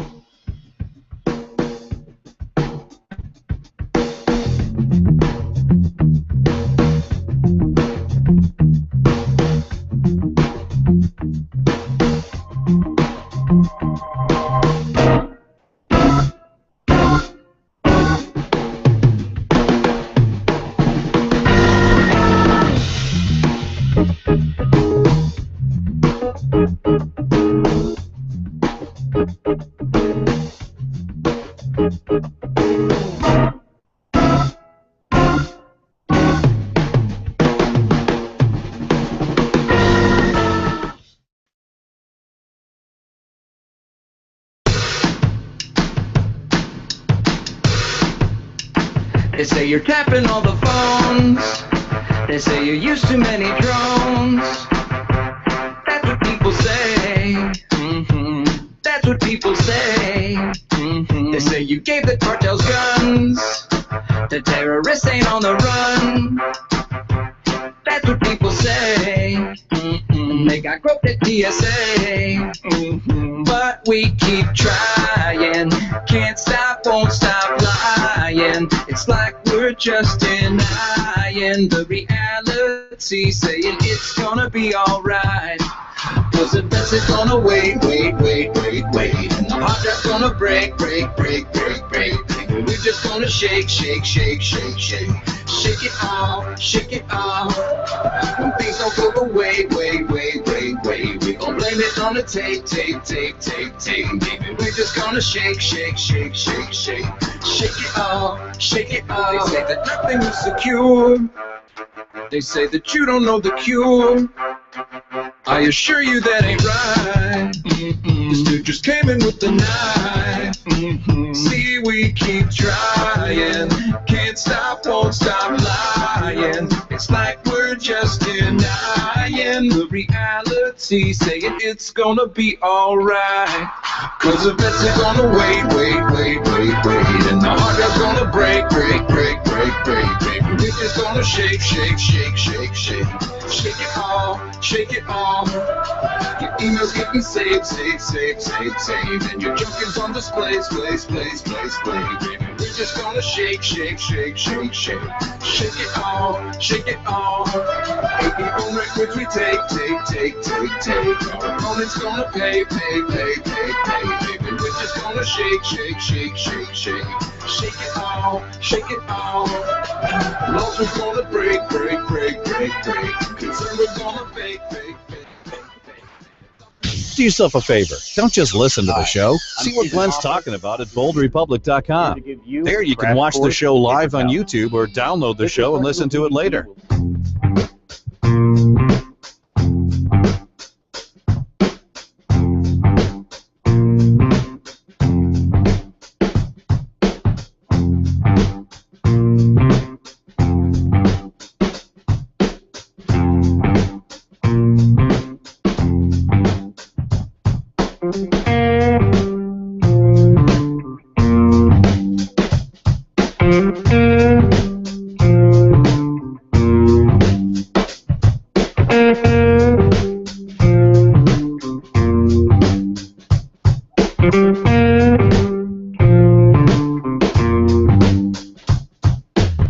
It's the last 7 minutes of the show. My name's Glenn Woods. Well, I'm sorry, not the show, of this segment of the program. 1 more hour to go. Bold Republic isn't on the radio.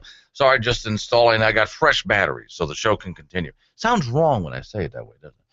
Now, the cordless mouse that I used to operate most of the show was running low on battery power, and Dan, who's now back in the front office, was nice enough while he was on his way back to stop and get some fresh batteries. So there, now things can operate as normal now.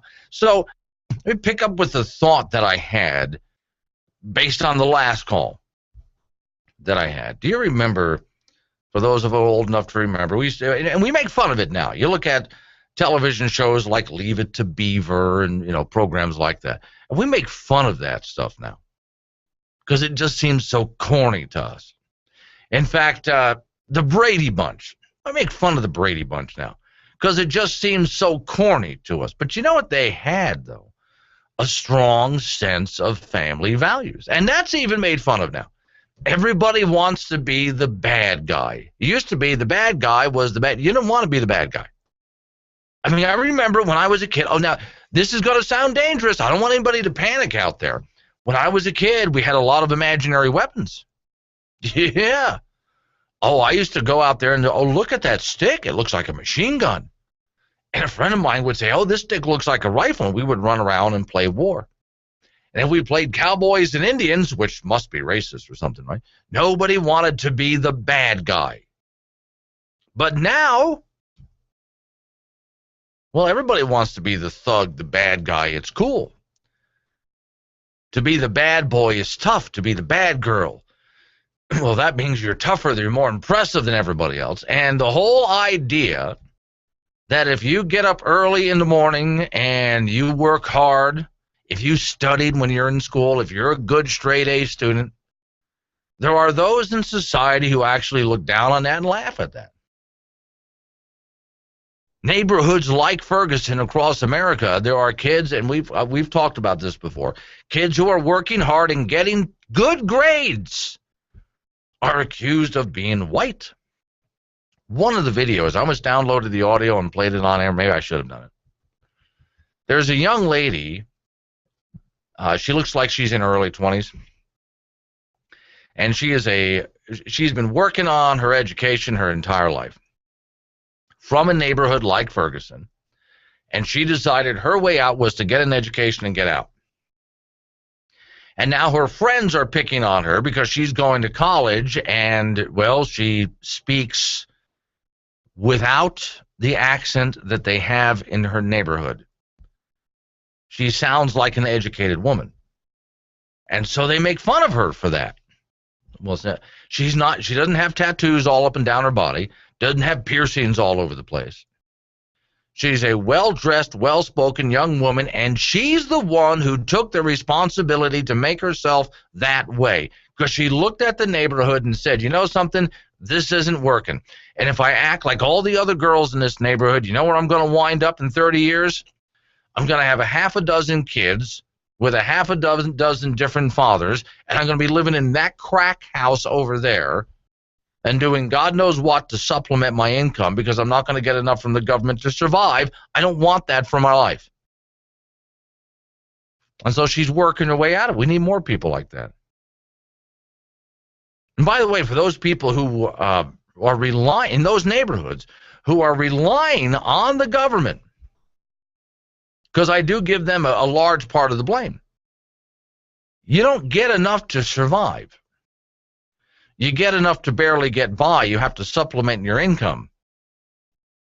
And if you don't know anything about getting a job, you end up doing illegal things, which gets you in trouble with the law. There are those people who see getting in trouble with the law as a badge of honor in neighborhoods like Ferguson. And there's the problem. They brag about having been arrested. There are places, and they still exist. If you got arrested, you should be ashamed of it.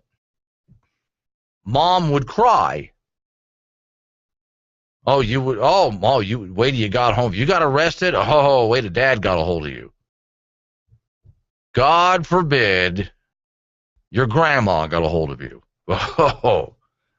So this is what we're missing in neighborhoods like this now. Because it's looked on as a bad thing that you're working hard to get educated. Here's the attitude. If you're working hard to get educated, to get out of that neighborhood, what do you think, you're better than us? The whole shift in attitude that's needed in neighborhood. Bill Cosby, who apparently is in a lot of trouble for a bunch of tabloid reasons, he got in trouble one time with the NAACP. Because Bill Cosby was saying exactly what I'm saying right now. He took a look at the state of neighborhoods like Ferguson, and he nailed every reason why neighborhoods like Ferguson were a bad place to grow up, how bad it was for the kids and the next generation. Yeah, we got a lot of work to do. It took generations for neighborhoods like Ferguson to get this bad. We're not going to solve this problem overnight, but I am not in favor of throwing up my hands and giving up on a generation or the next generation after that of what could be good, honest, hardworking, free people. I'm honestly not. There's got to be something we can do to reach out and save these neighborhoods.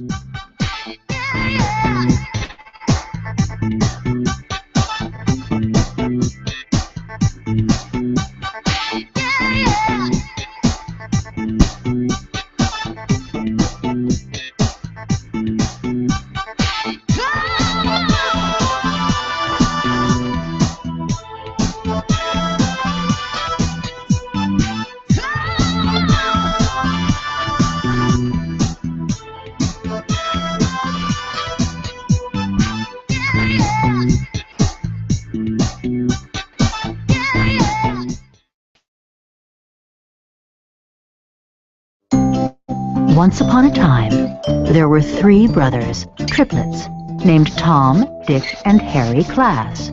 They were raised in the same home with the same parents, had the same IQ, same skills, and same opportunities. Each was married and had 2 children. They were all carpenters making $25 per hour. While they were very similar in all these respects, they had different priorities. For example, Tom chose to work 20 hours per week, while his brother Dick worked 40 hours, and Harry 60. It should also be noted that Harry's wife worked full-time as an office manager for a salary of $50,000. Dick's wife sold real estate part-time 10 hours a week and made $25,000 per year. Tom's wife did not work. Tom and Dick spent all of their family income. Since they paid into Social Security, they figured they didn't need to save for retirement. Harry and his wife, on the other hand, had, over many years, put away money each month and invested it in stocks and bonds. Here's how it worked out. Tom made $25,000 a year. Dick and his wife made $75,000, and Harry and his wife $150,000. When a new housing development opened up in their community, the brothers decided to buy equally priced homes on the same private street.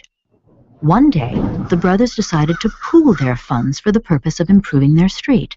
Concerned about crime and safety, and wanting a more attractive setting for their homes, the 3 families decided to install a security gate at the street's entrance, repave the street's surface, and enhance the lighting and landscaping. The work was done for a total cost of $30,000. Harry assumed they would divide the bill 3 ways, each brother paying $10,000. But Tom and Dick objected. "Why should we pay the same as you?" they said. "You make much more money than we do." Harry was puzzled. "What does that have to do with anything?" he asked. "My family makes more money because my wife and I work long hours and because we have saved some of the money we've earned to make additional money from investments. Why should we be penalized for that?" "Harry, you can work and save all you like," Tom countered. "But my wife and I want to enjoy ourselves now, not 25 years from now." "Fine, Tom, do what you want. It's a free country. But why should I have to pay for that?"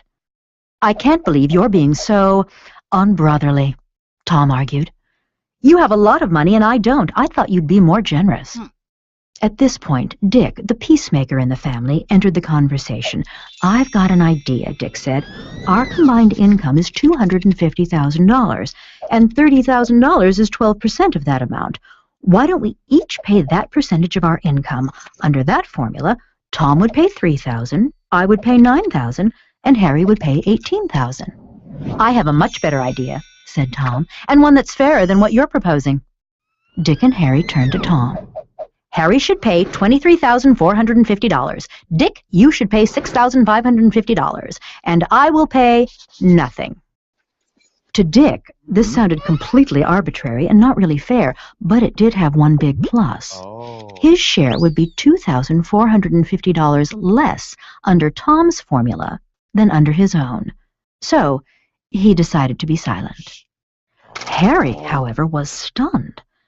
"You want me to pay almost 80% of the bill despite the fact that each of us is receiving the exact same benefits?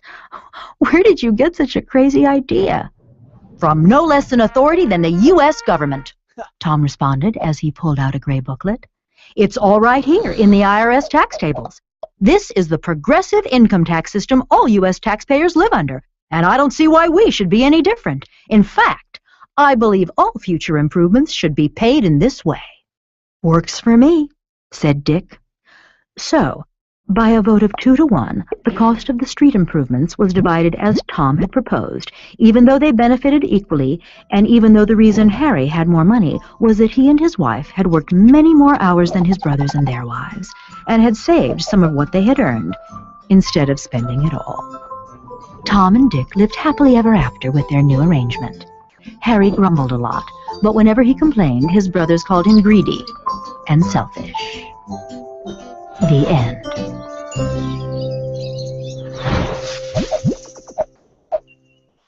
Hi, I'm Alex, and this is my wife, Martha.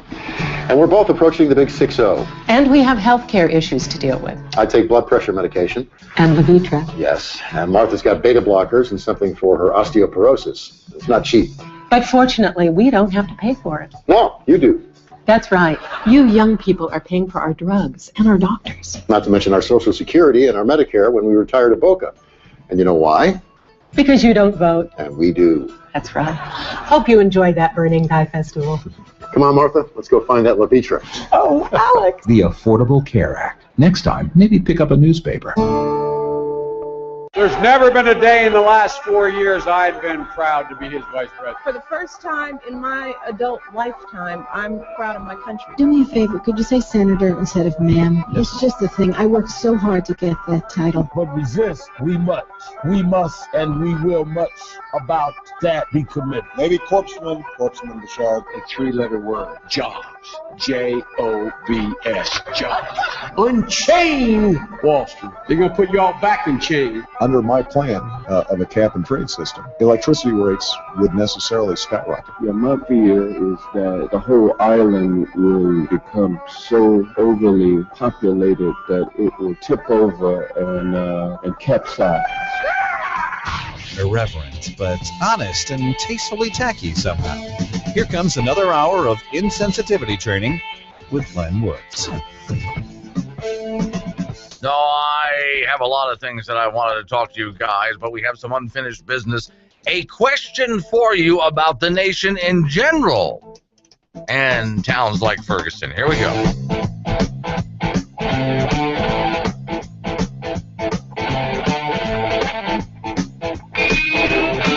All right, so it's the last hour of the program. Bold Republic is on the radio. Here's what I'm talking about. One thing that I was happy to see, and then I keep going to I keep looking at the other topics that I have on the show in front of me here. I guess we'll have to get to most of them tomorrow, just because this is that important. And when I tried to talk about something else, some of you callers called up and got me back on the Ferguson thing. That's okay, by the way. I don't mind that at all. When I open up the topics, you can just shoot me right back to what you want me on. That's not a problem. Here's the deal. So at Ferguson last night, I heard several people say right to the press, I am done with Barack Obama. My question was, why did you ever turn to him to solve your problems in the first place? What gave you the idea that, oh, I know, because you were promised so much? Do you remember the Hopi changey woman that, I can't believe I'm here tonight? She was at a big, it looked like a stadium of some kind where Barack Obama was speaking. I don't have to worry about paying my rent or my mortgage or my car payment or my gas in my car, whatever the heck she was talking about. If I take care of him, he'll take care of me. Remember that woman? She was recently interviewed, and she has seen the light. She realizes how messed up that is. And what did it take? Well, a few years of living under Hopi changey and realizing, first off, she was just sold a lie. It was all a lie. They didn't have anything for her. They're not going to pay her rent money. Oh, I know. I remember when they first had the stimulus money, they were handing out just money to whole neighborhoods. It was basically, here's your payment for voting for us, thanks. But that was borrowed money. Literally, that was borrowed money. Your government can't keep doing this. So you were promised health care.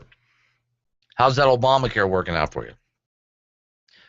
You were promised a nation that was fundamentally transformed. How's that working out for you? There are some liberals out there that are actually upset because Obama didn't go far enough, but there's many out there who look at the reality of it and, wow, things change for the worse. This was the hope and change that you promised us. This was all the free stuff. I was listening to a leader in Chicago of, I forget what his position, I think he's a member of a black community church or something like that. But he was complaining, has been a Democrat all his life and has had enough of the Democrat Party. Now, that does not mean that he's going, yay, Republicans. No, he's not. Not real happy with them either. He just looked at everything that was promised, and now he's looking at his own neighborhood and saying, what is this? Look at where this has led us. Look at where we are now compared to all that we were promised. We were promised utopia. There are kids shooting each other every night in our own neighborhoods. Where is what we were promised? This is what they're saying. Not my words, but members of the Democrat Party that have had about enough. Because it really sounded good when it was pitched, but when you actually try this redistribution of wealth, this socialism idea, Lee was absolutely right when he pointed out, and the UN is worried about us. Well, because we have so many people in prison in the United States, and especially people from poor neighborhoods, especially minorities, in prison in the United States. And this was the grand change that you were offered, the hope, the change. Anybody who is looking toward, here's a little word of advice. If any political party is offering you free stuff, don't go for it. Don't take it. Because there's always a catch that comes with it. Now, it's not free, by the way. They expect you to vote. Oh, it's not free because they have to take it from somebody else, and it will ruin your life. They don't care about you. They don't care if you're better off. We've heard what they think of you. They think you're stupid. You can't take care of yourself. That's why you need them. Do you think you're stupid? I bet you don't think you're all that stupid. I bet you're not. Okay, look, I've met some stupid people. We all have. But most of us, smart or not so smart, can handle our own lives pretty well and actually do a lot better when we have to make decisions for ourselves. Beware of people who offer you free everything. The same people, by the way, who always said, well, we're gonna change because the Earth's atmosphere is now in complete disarray. We've destroyed the Earth's atmosphere. We're going to lower the seas. Remember the president promised that? We're going to lower, he did. We're going to lower the seas. We're going to get the temperature under control. We're going to get those hurricanes and tornadoes under control. They promised all of this, and people bought into it. Everything, your retirement's going to be taken care of. Your health care is going to be taken care of. We're going to take care of everything. Okay, what do they want in exchange for that? Well, you're going to have to live by their rules.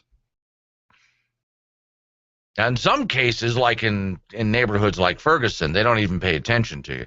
They just said that to get your vote, and then they could care less about you. Well, does it look like the Democrat Party really cares if so many people of the black community are in prison right now? Does it look like they really care? What are they doing about that? I don't see that they care. They just wanted that vote so they can get into power.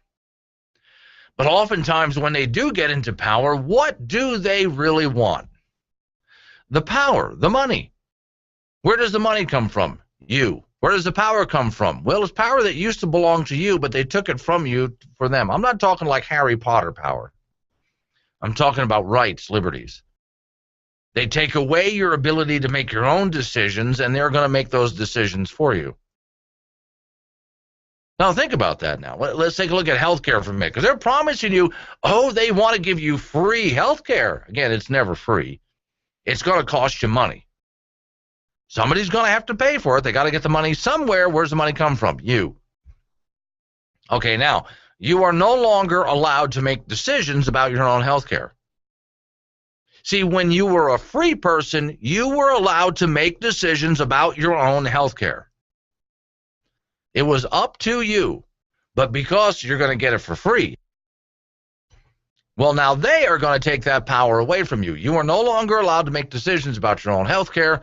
They're going to make that decision for you. See? He who has the money and spends it is in charge. So for those people who live their lives off of welfare, hey, it's free housing. Then you get jealous, you get mad because you drive by a really nice big house somewhere. Do you get to live in a nice big house? No, you don't get to live in a nice big house. Those are people who work for it that live there. What does the government give you? Some cruddy, run-down apartment to live in. That's what you're going to get. Oh, but it's free. Nick just sent me a note on the video stream. I think you're wrong on this one, Glenn. We gave them that power. They didn't take it away from us. Nick, I think it's a combination of the two. No, I really do. Let me tell you what I mean. Okay, let's take healthcare as our example. Well, a bunch of people wanted free healthcare. In order to get free healthcare, they passed a law, and we gave them the power. So in that sense, you're right. But once they get that power, Nick, what do they then do? They are still writing Obamacare, which is now, if you print it out, 9 feet tall. And they grabbed that power that we initially gave them, and they are now using it to take more power. Power that we didn't say that we wanted to give them. We didn't say we wanted you to do that. They just keep grabbing more power. So the moment we gave them just a little bit, here, we're going to give you this power over us, this little power, they grabbed that and then grabbed a whole lot more. It's the same thing where we want the government to clean up the environment. We have dirty rivers. We have dirty air. We want the government to clean up the environment, so the government says, fine, we're going to create the EPA. But in order to create the EPA, you're going to have to give us the power over the air, the land, in some cases your property, in order to clean this up. So we're going to need some of your power. Okay? So we gave them a little bit, Nick, just like you're saying. What has the EPA been doing since then? One power grab after the next. Give them an inch, they take 100 miles. So, yeah, I think, Nick, we initially give them the power. They take the rest. And why? Well, we're not responsible enough to take care of this stuff ourselves. So you're not smart enough or responsible enough. And they're the ones who, the narcissists in charge, you know, the authoritarians. The authoritarians or the narcissists in charge, either term is correct. They feel the need to be in charge of everything and everybody and really get upset when they're not. And so the power and the money continually is taken from us. Nick, I didn't mind when the government needed to raise taxes to take care of a legitimate project. But once we gave them the power to raise taxes, they took how much more? Yeah. And they promised us all sorts of wonderful free things. They tossed us bones. They tossed us scraps. Honestly. You would have been better taking care of yourself. Now, what's good news is I'm even watching Democrats starting to complain about this. Democrats, if you want to see a group of people who like to be independent and not be told what to do, I'm talking about the hardcore liberals. I'm talking about the hardcore liberals. They hate being told what they love to tell you what to do. They hate being told what to do. And then they find themselves in a situation where their money's being taken from them. Oh, Lord, is it being taken from them? And their rights are being taken from them.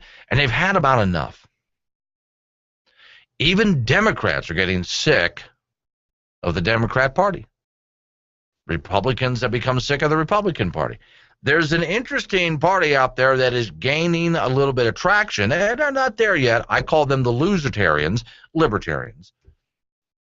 People are actually starting to notice them. Now, there's always going to be those hardcore leftists and hardcore right-wingers out there, always going to be, and both sides are authoritarians, the ones who want to be in charge of everybody.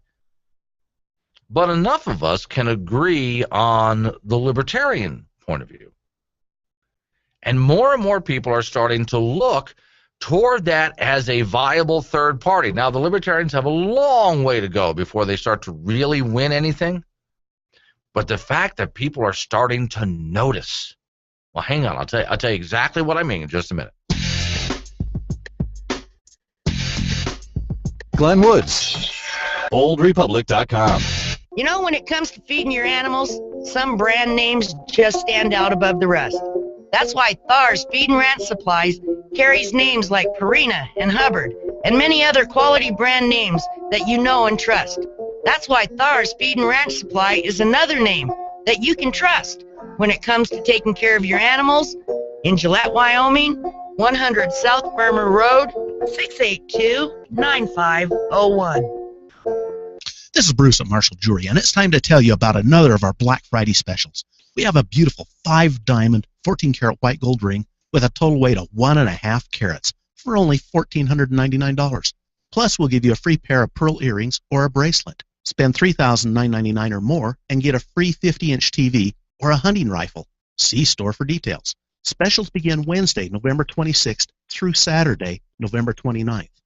Marshall Jewelry, where she'll love it, guaranteed. Hello, Americans. This is Rod with my Made in America store, Gillette, Wyoming, where everything we sell is made right here in the USA. New FR clothing is in. Come in, check it out. We've just restocked our supply of Uncker's therapeutic products. We've expanded our Lodge cast iron cookware and our array of cutlery and kitchen products. New Wyoming Christmas tree ornaments. And as always, we're your source for flags and poles, replacement and new. Don't forget your veterans. God bless America. And remember, buy American. It matters at mymadeinamericastore.com. Hello, welcome to Coffee Cabana. Our special today is the popular Mocha Mocha Kappa Mocha Kappa. What can I blend for you today? Cup of coffee, please. I'm sorry? I'm sorry, just a regular size coffee, please, that's all. Oh, I guess I don't understand. What part of that don't you understand? Well, for one, we have several different sizes: petite, medio, alto, forte, muy grande, and crescendo. All right, I just want a small cup of regular coffee, please. But Okay, look. Point to the cup that's the smallest. Okay, there you go. That's the one. Oh, okay, I see. And what would you like in that? Coffee. And? Just coffee. But we have syrups and powders and toppings and frappalapalatas. Just coffee. Plain old coffee in a frickin' cup. Oh, Look, okay, take the cup. Perfect. Now, hold it under the coffee spout. Good. Now fill it up. There you go. Now, give it to me. That's it? Yes, that's all. Well, how odd. Whatever. How much? $6.50, sir. Sorry? $6.50. How is this little cup of coffee more expensive than a gallon of gasoline in my car? I didn't even add any frappa, lappa, mocha, crap or whatever to it. Well, sir, the beans are dried on solar panels. Never mind. And then we use wind power Forget it. generate. But we're green. Look, I'll give you $20 if you don't say another word. But, nope. Dot. There you go. Good girl. Might I suggest trading that for a decaf?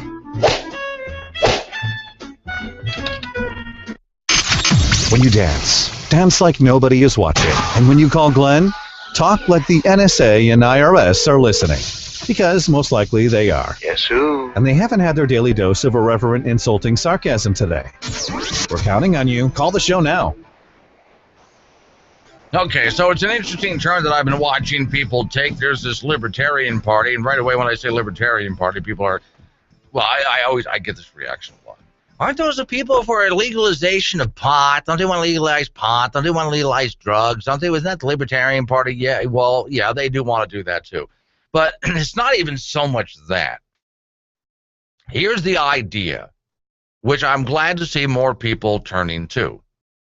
Okay, it is your decision what you do with your... This is such an easy argument to make. It's your life. It's your decision. Do it with what you will.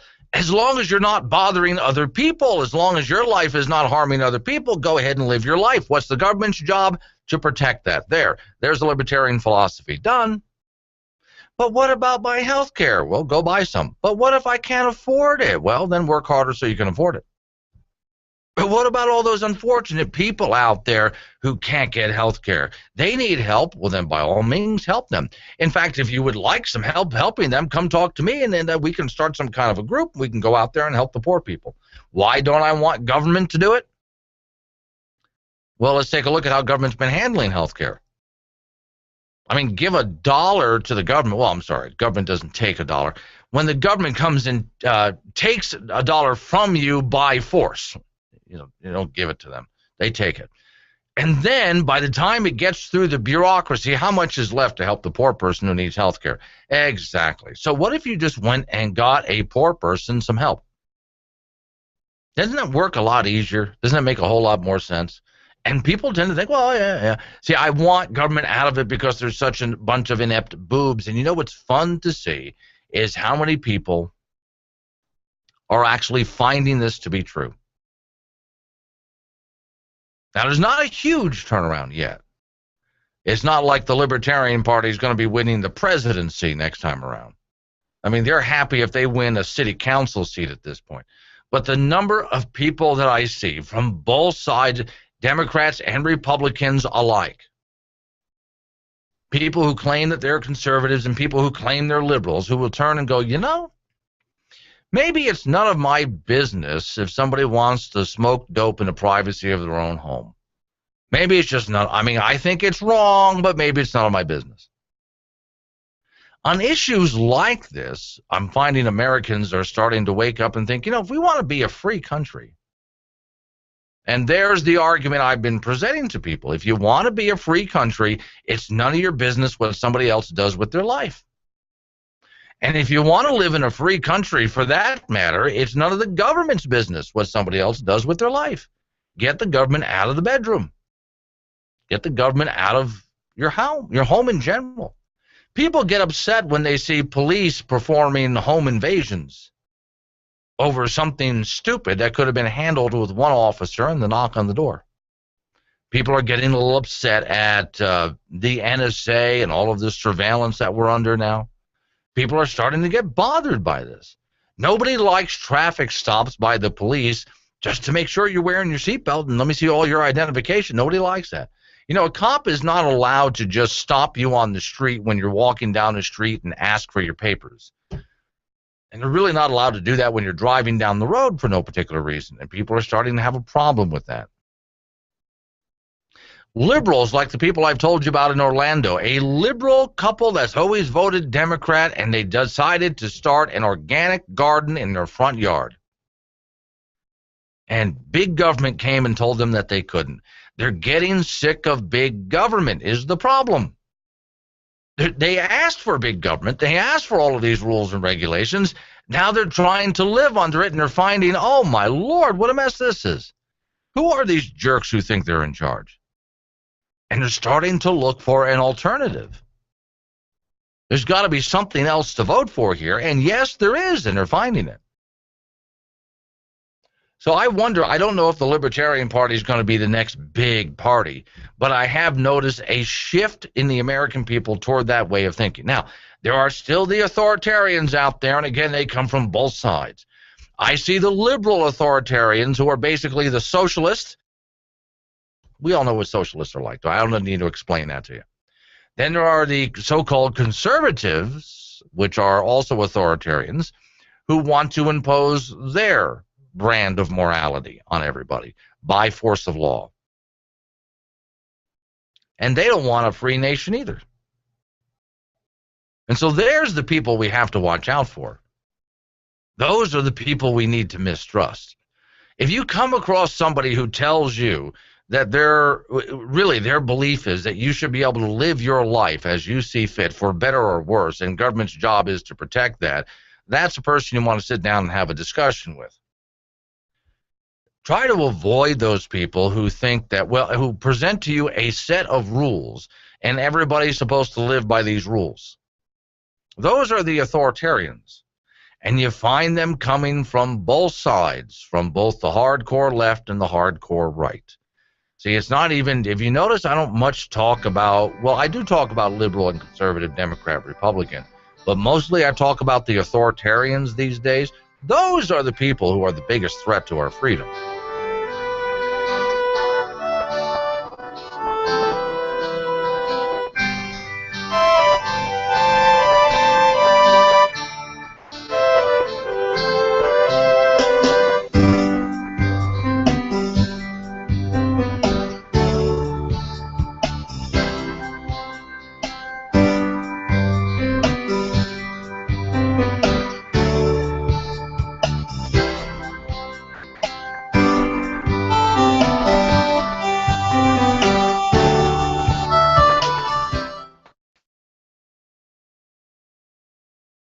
fees, fines, and petty law enforcement. Little ticky-tack violations can pile up quickly and are enough to drive even the most civic-minded citizens crazy. Radical thinkers spanning the political spectrum, from Marx to Rothbard, have described the state as a parasite, surviving off the lifeblood of productive, tax-paying citizens. But what happens when the parasite gets too big? Whether it's a once great city on the brink of bankruptcy, a suburb racked with racial tension between police and the citizens they're supposed to protect, or a town run by literal crooks, when the pickings get slim, governments tend to find more creative ways to raise money. These are America's 3 most fee-ridden cities. With the fees that they charge for the appliance license, I mean, it's just kind of ridiculous. They're just targeting really the whole city. They're not doing their jobs out here. Detroit is our number 3 most fee-ridden city. Shortly after declaring the largest municipal bankruptcy in history, Detroit's government started cooking up all sorts of revenue-generating schemes, such as doubling expired parking meter fines. Unfortunately, about half the meters in Detroit are broken, and the city can't afford to fix them, making Detroit one of the few cities that actually loses money on parking enforcement. They don't fix the meters, but if you park there, you get a ticket. But Detroit's most outrageous scheme is called Operation Compliance, an initiative to bring all of the city's small businesses up to code with costly permitting. It kicked off with the stated goal to shut down 20 non-compliant businesses a week. And I know they need money, but what about the people that's been here? I've been here 15 years. Should be cleaning up some of these vacant lots out here and cutting some of the grass throughout the city.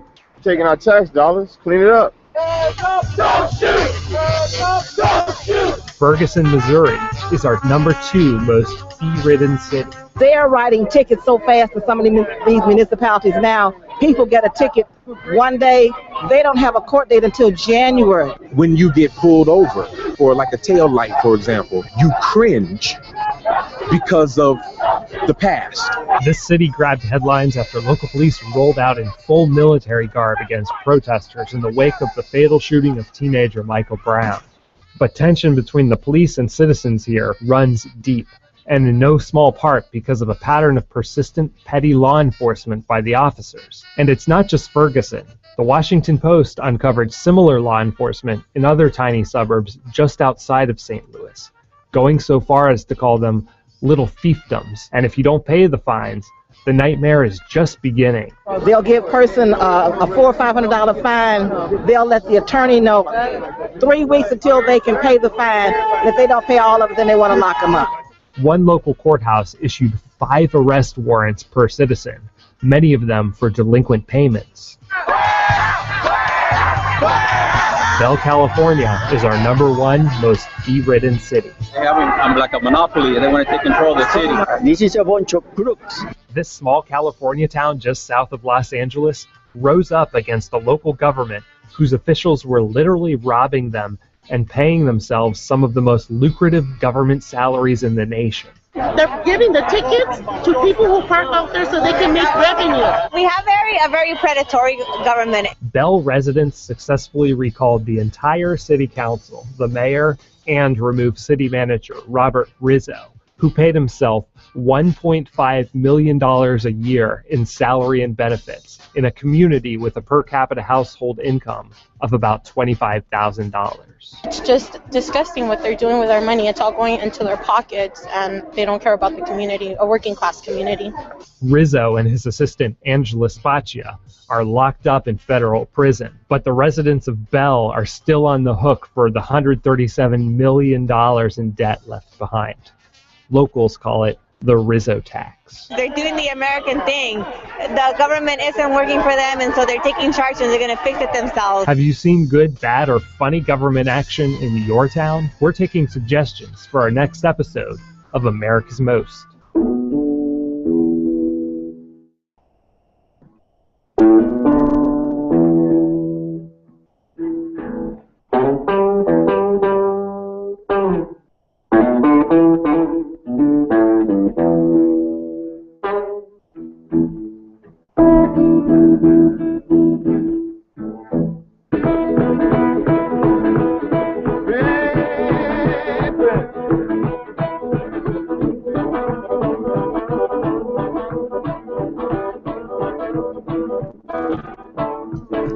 It's the last half hour-ish of the program. My name is Glenn Woods. Thanks for joining me. Bold Republic is on the radio. Don't forget, if you ever miss any of the show, all of the show, part of the show, boldrepublic.com. That's the website, boldrepublic.com. And because we've got several phone calls of requests now, the young man that I played in the first and second hour, I'm going to put both of them, in fact, because I had two of them, on the reading assignment page of my website at boldrepublic.com. Shortly after I get off the air, you'll be able to watch the video. And do what I do. Send him a nice note. In fact, the young man who made that video, I sent him I am nothing but impressed, and he sent me back a little thumbs up like you do on the internet. I'm going to send out an invitation to see if I can get him on the show, because that's an interesting fellow. Well, both of them were. Maybe I can get them both on the show. So I'll put out a call to see what I can get. You know who Juan Williams is? Now, for those who don't, okay, you're not a geek like me. That's all that means. Don't feel bad if you don't know who Juan Williams is. Just means you're not a geek like me. He was a contributor to Fox News and several other news channels. He is an opinion column writer. He also was one of the panelists on National Public Radio. Well, one day he wrote a column where he was talking about airport security. And he said, I have to admit, when I'm walking through an airport and I see a man dressed in Arab garb, I get a little bit nervous. Well, for that, NPR took that as racism and they fired him. Fine, Fox News just picked him up as a contributor. And I remember when Juan got on Fox News, I forget whose show he was on, but he was on somebody's show that has on Fox News that has a live audience. And he got a standing ovation when he walked out. A lot of people like me, I think Juan Williams, he's a liberal, so you know, he is really a liberal. He's a good man. I like him. It's just his opinions drive me nuts. But he's a good man. Here's what I mean by his opinions drive me nuts. I'd love to sit and have a conversation with the guy because I think he's a decent fellow. But at some point, I would have to reach across the table and smack him upside the head because of things like this. Juan Williams says this Thanksgiving, by the way, don't you hate it when you're at Thanksgiving and somebody turns and says, well, let's go around the table and we'll each say what we're thankful for. When they get to me, I always say the same thing. I'm thankful I don't have to answer the question. All right. Juan Williams says you should be thankful for government. Oh, God. He writes, raise your hand if you love big government. You know, intrusive, controlling, high-taxing big government. Oh, that's me. I love that one. Not you, Senator Bernie Sanders, the only socialist elected Congress is excused from this caucus, the only socialist member. But seriously, he writes, every Republican, every Democrat stirs political passion these days by damning big government from big city neighborhoods in the north-gated cul-de-sacs filled with McMansions in the South. And he goes on to talk about, well, no matter where you live, Democrats complain about government being owned by wealthy political donors and protecting Wall Street Republicans. They love big evil governments. And the narratives, this is the Democrats talking here. Then there's the endless assault on government, and they've driven down trust in the federal management and deflated confidence in political leaders. I've never had trust or confidence in those people. They're just too inept. But okay, Juan, I'll read on.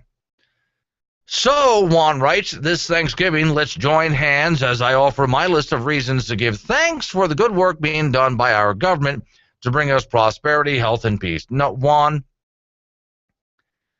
government does not give you prosperity. They don't. Government does not give you health.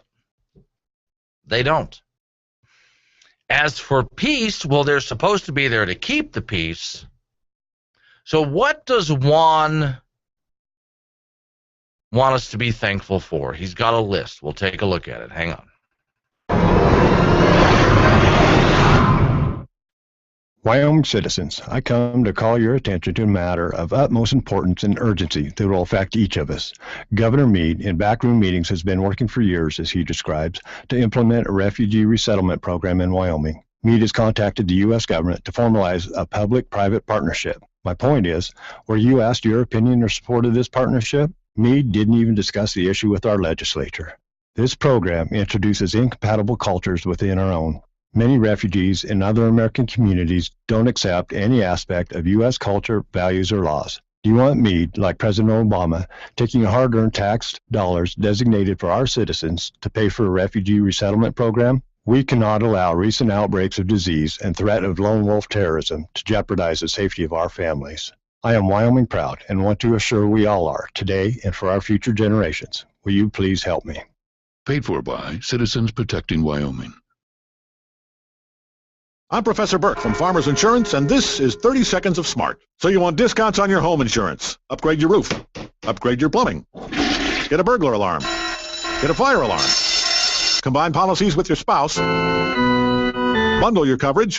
Quit smoking.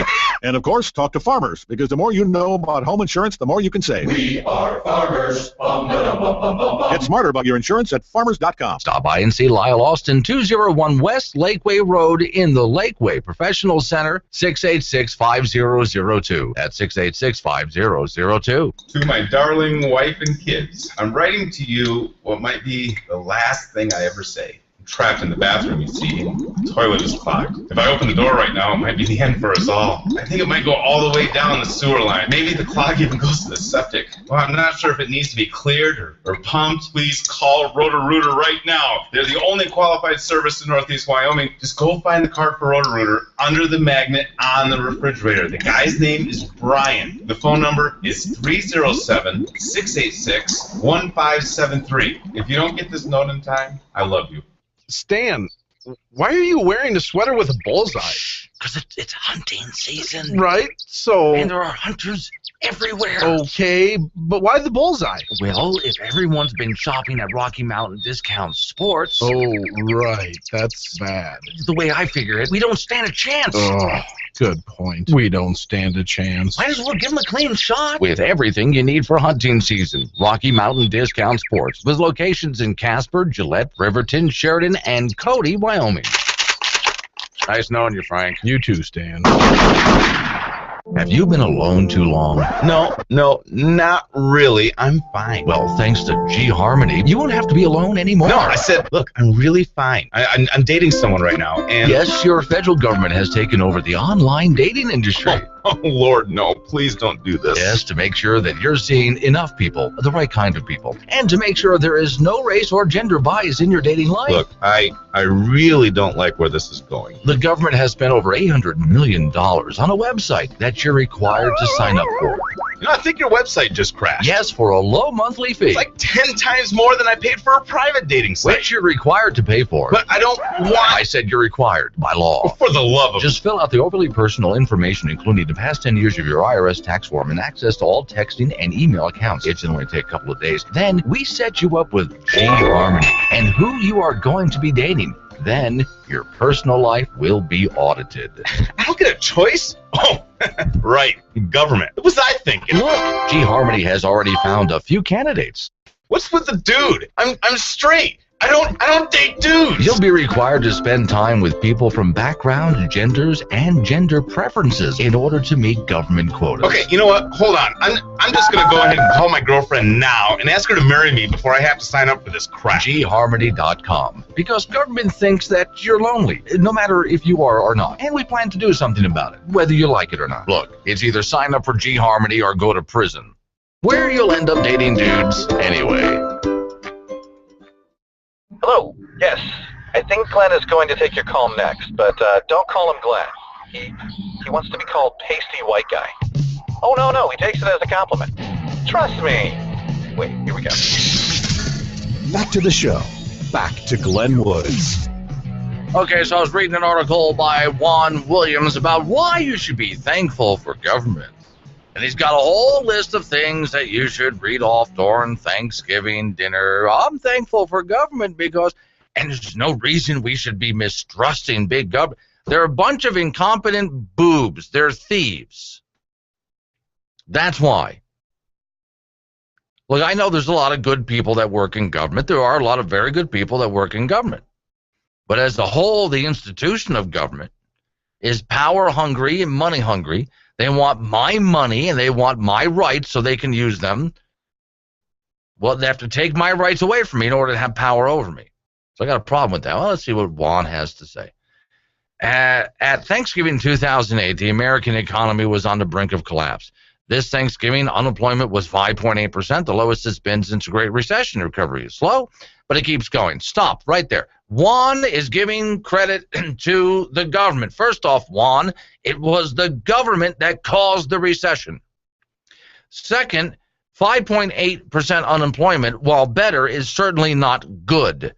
And it did not get that way because of government. It got that way despite government. We have been doing our best out here to recover the economy despite the best efforts of government. So don't give government credit for anything except causing the recession and slowing down the recovery.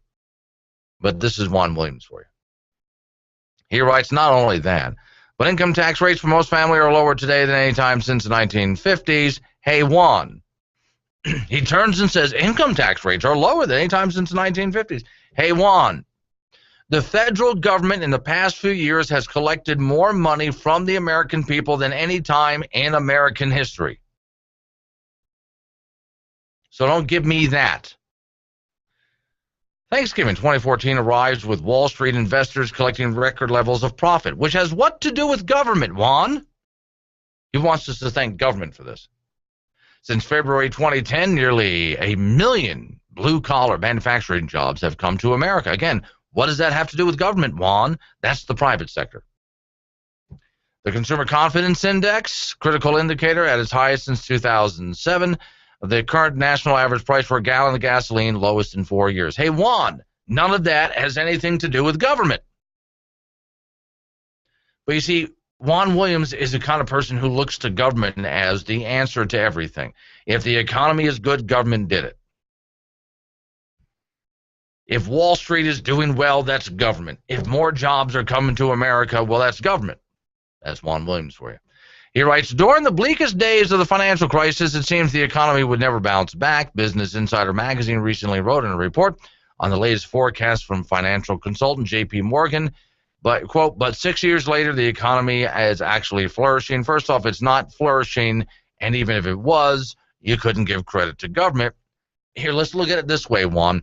North Dakota is in a big economic boom. Why? Very little government. He writes, even much maligned government programs to boost alternate energy industry, including the loan for solar panel company Solyndra, have been a success. Oh, dear God. Really, Juan?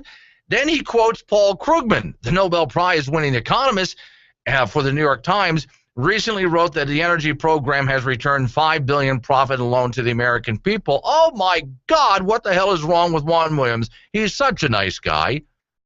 All this has been is a drain on the economy, and entire towns have been shut down because they're trying to shut down the coal industry. Juan? Honestly? But we're supposed to praise them because, oh, they're dumping money into all of this green energy, which is doing nothing but going bankrupt and killing little birds. Way to go, Juan.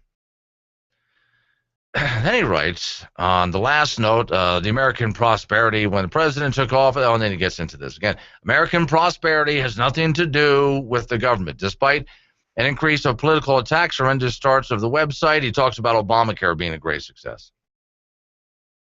Had enough? I have. I can't finish the article after that. Here's what I'm saying. He's such a nice guy. I really like Juan Williams. But there's something wrong with this dude. I mean, there really is something wrong with him.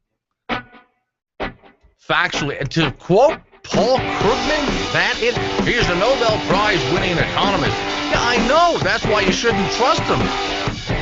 There's a lot of really stupid people that have won that prize. I don't know if I trust the prize.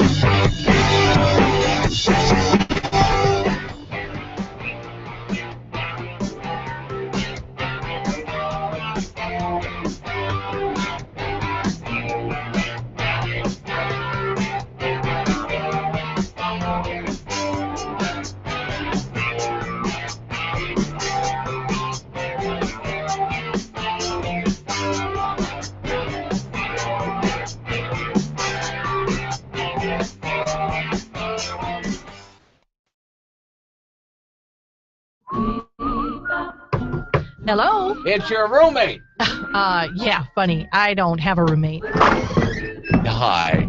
Where are you going? You can't just barge in here. Why not? We share this apartment. We what? Well, the government might have given you this place, but I'm the one paying for it. You are?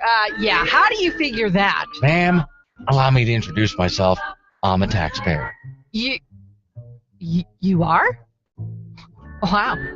I've heard of you people, but I don't think I've ever met one before. Oh, no, ma'am. We're just a small percentage of the population, but we pay most of the taxes. So, you're the one paying for all this stuff? Yes, ma'am. I pay for your house, your food. Electricity, my cell phone, my car, my gas? That's why I'm here. I still don't understand. Well, you see, I pay so much in taxes, I can't afford any of this stuff myself. They've given it all to you. So I guess we're just gonna have to share. Well, but... Look, where are the car keys? Oh, no. I just bought that car. No, ma'am. We bought that car, and I have to get to work so we can keep paying for all of this. Oh, right. Over there on the counter. See you at dinner. Oh, and since I'm paying for all this, I'm taking the master bedroom. Oh. It's the Obama administration bankruptcy liquidation sale. Everything must go. Solar panels at greatly discounted prices. Get them now before we throw them in the trash. Windmills bigger than you've ever seen. Never before driven. Limited mileage. Chevy Volts at rock bottom prices. Get them now before they catch on fire too. It's the Obama administration liquidation bankruptcy sale. If it's green, it's gone. Remember that one time when the president made that one good decision about that one thing and everyone in Congress cast their well-informed vote in agreement and the nation was better for it? Remember? I'm sure it must have happened once. Anyway, let's get back to the show. Here's Glenn Woods.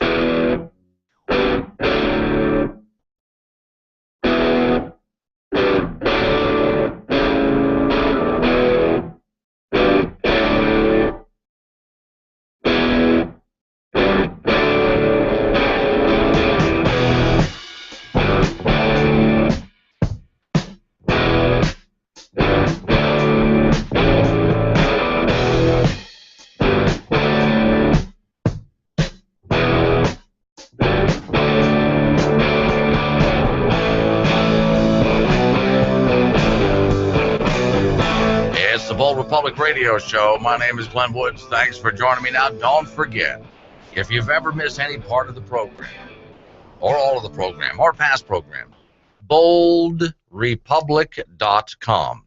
Now, there's social media right on the front page. I'm on Facebook, Twitter, Google+, YouTube. Friend, follow, subscribe. Email address is there. Please use it. Other people do. Also, you can go to my show archives. Watch the show because there's cameras in the studio. How you doing? And then besides the cameras in the studio, you can listen directly off of the website, or you can click download, and it'll drop into whatever device you have, phone, tablet, tower, what do you got? And most people listen to this program at their convenience, and that's fine. By the way, and we've been trying to get in touch with them, but the phone number hasn't been working, but we'll try again. There's a new gentleman in Casper, Wyoming, that gave us a call, wanted to get on the program, and that show plays, this program plays in Casper delayed. That's okay. Just call anyway, and we'll take your name and number down and get back with you and get you on the program. That's not a problem. All right. So Juan Williams brought up how wonderful green energy is doing in his article. I have a new page on my website, boldrepublic.com. It's called The Daily Outrage. The Daily Outrage is just things that make my head want to explode. And one of them... Oh, wait a second. I'm sorry. I actually put this on. I moved it over to my reading assignment page. You'll find this on my reading assignment page. My apologies. And then when it's there, you'll see a story about the end of the wind welfare program. Windmills and solar panels are now already dying off. I mean, it's coming to an end. And the reason why is the subsidies are running out. And when the subsidies run out, the industry is going to die because they've never made a profit. And for those who say, but wind energy is so much cheaper now than coal and gas and oil. only because it's been subsidized. But when the subsidies run out, that ends. Even the company Google, and they are very environmental over at Google. I mean, they are hardcore leftist environmentalists. They wanted to power their facilities with wind and solar. And so they've been trying to do that, and they're actually throwing up their hands and saying, you know something, the technology's not ready right now. They even, at first their idea was, well, we're going to do complete wind and solar. But then they found out they can't do that. So we'll do partial wind and solar, still not cost effective. And they're hoping that something will be invented someday that will allow them to use alternate besides, because they buy into the whole CO2 as a pollutant, thing. So they want to get away from fossil fuels. Okay. It's their company, it's their decision. They can do whatever they want. But isn't it interesting, Juan Williams is writing about the great success of government pouring money into green energy. Yes, Juan. And it's been a complete failure. And cronies have lined their pockets and walked away with millions of dollars in taxpayer money with nothing to show for it. Right now, where I'm living in Wyoming, it's been snowing all day. And in places around the west and northwest where the weather has been really harsh, the windmills are slowly grinding to a stop. And why? Because when ice collects on the blades, it changes the aerodynamics of the blades, and they can't turn. So at the one critical time when you could really use some power to heat your home, the solar panels are covered with snow, and the wind turbines can't turn because they're covered in ice. Well, this is working well, isn't it? All right. Well, we're going to wind up with this fields and fields of dead turbines. Somebody's going to have to take them down. And I was promised the last time I talked to some representatives about this, and state representatives. So we subsidize to put up all of these wind turbines, but then the companies go bankrupt when the subsidies run out. And then we're left with a bunch of big turbines sitting there out in the field somewhere, not turning, and they're falling apart. Oh, don't worry. We made sure that it was written into their contract, if they were going to get permits to put those suckers up, that if they're going out of business, they have to take them down. I'm waiting for your laughter to die down. A bankrupt industry is going to do that, huh? Yeah. All right. Well, there you go, one. Oh, I just got this from the crack research staff in the front office. I want to finish on this.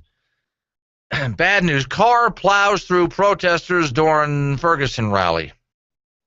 A vehicle reportedly plowed through a group of demonstrators Tuesday afternoon during a march and rally in the wake of the Missouri grand jury decision not to indict a white police officer for fatally shooting. Okay, on and on. Okay, Solidarity March was being held. A Star Tribune reporter who was at the rally says witnesses say the vehicle started honking. Protesters were blocking the intersection, so he just went. Moments after the woman was struck, a group of demonstrators pounced on the hood of the vehicle while others tried to free the victim. Witnesses say the woman's leg was caught under the car. Well, no, I don't know what happened to the driver after this. I just look at this and think, wow, buddy, you got impatient, you just tried to plow through. Is that what happened? Because that's honestly what happens if this guy's alive. No, I'm serious. He's lucky to be alive. And I hope he's in jail if that's what he tried to do. Well, that would be the safest place. No, that wouldn't be the safest place for him. God help this guy. Oh, his trouble's not with the law. Oh, no. All right, guys, tomorrow, Thanksgiving Eve, Wednesday. We'll do it all again then.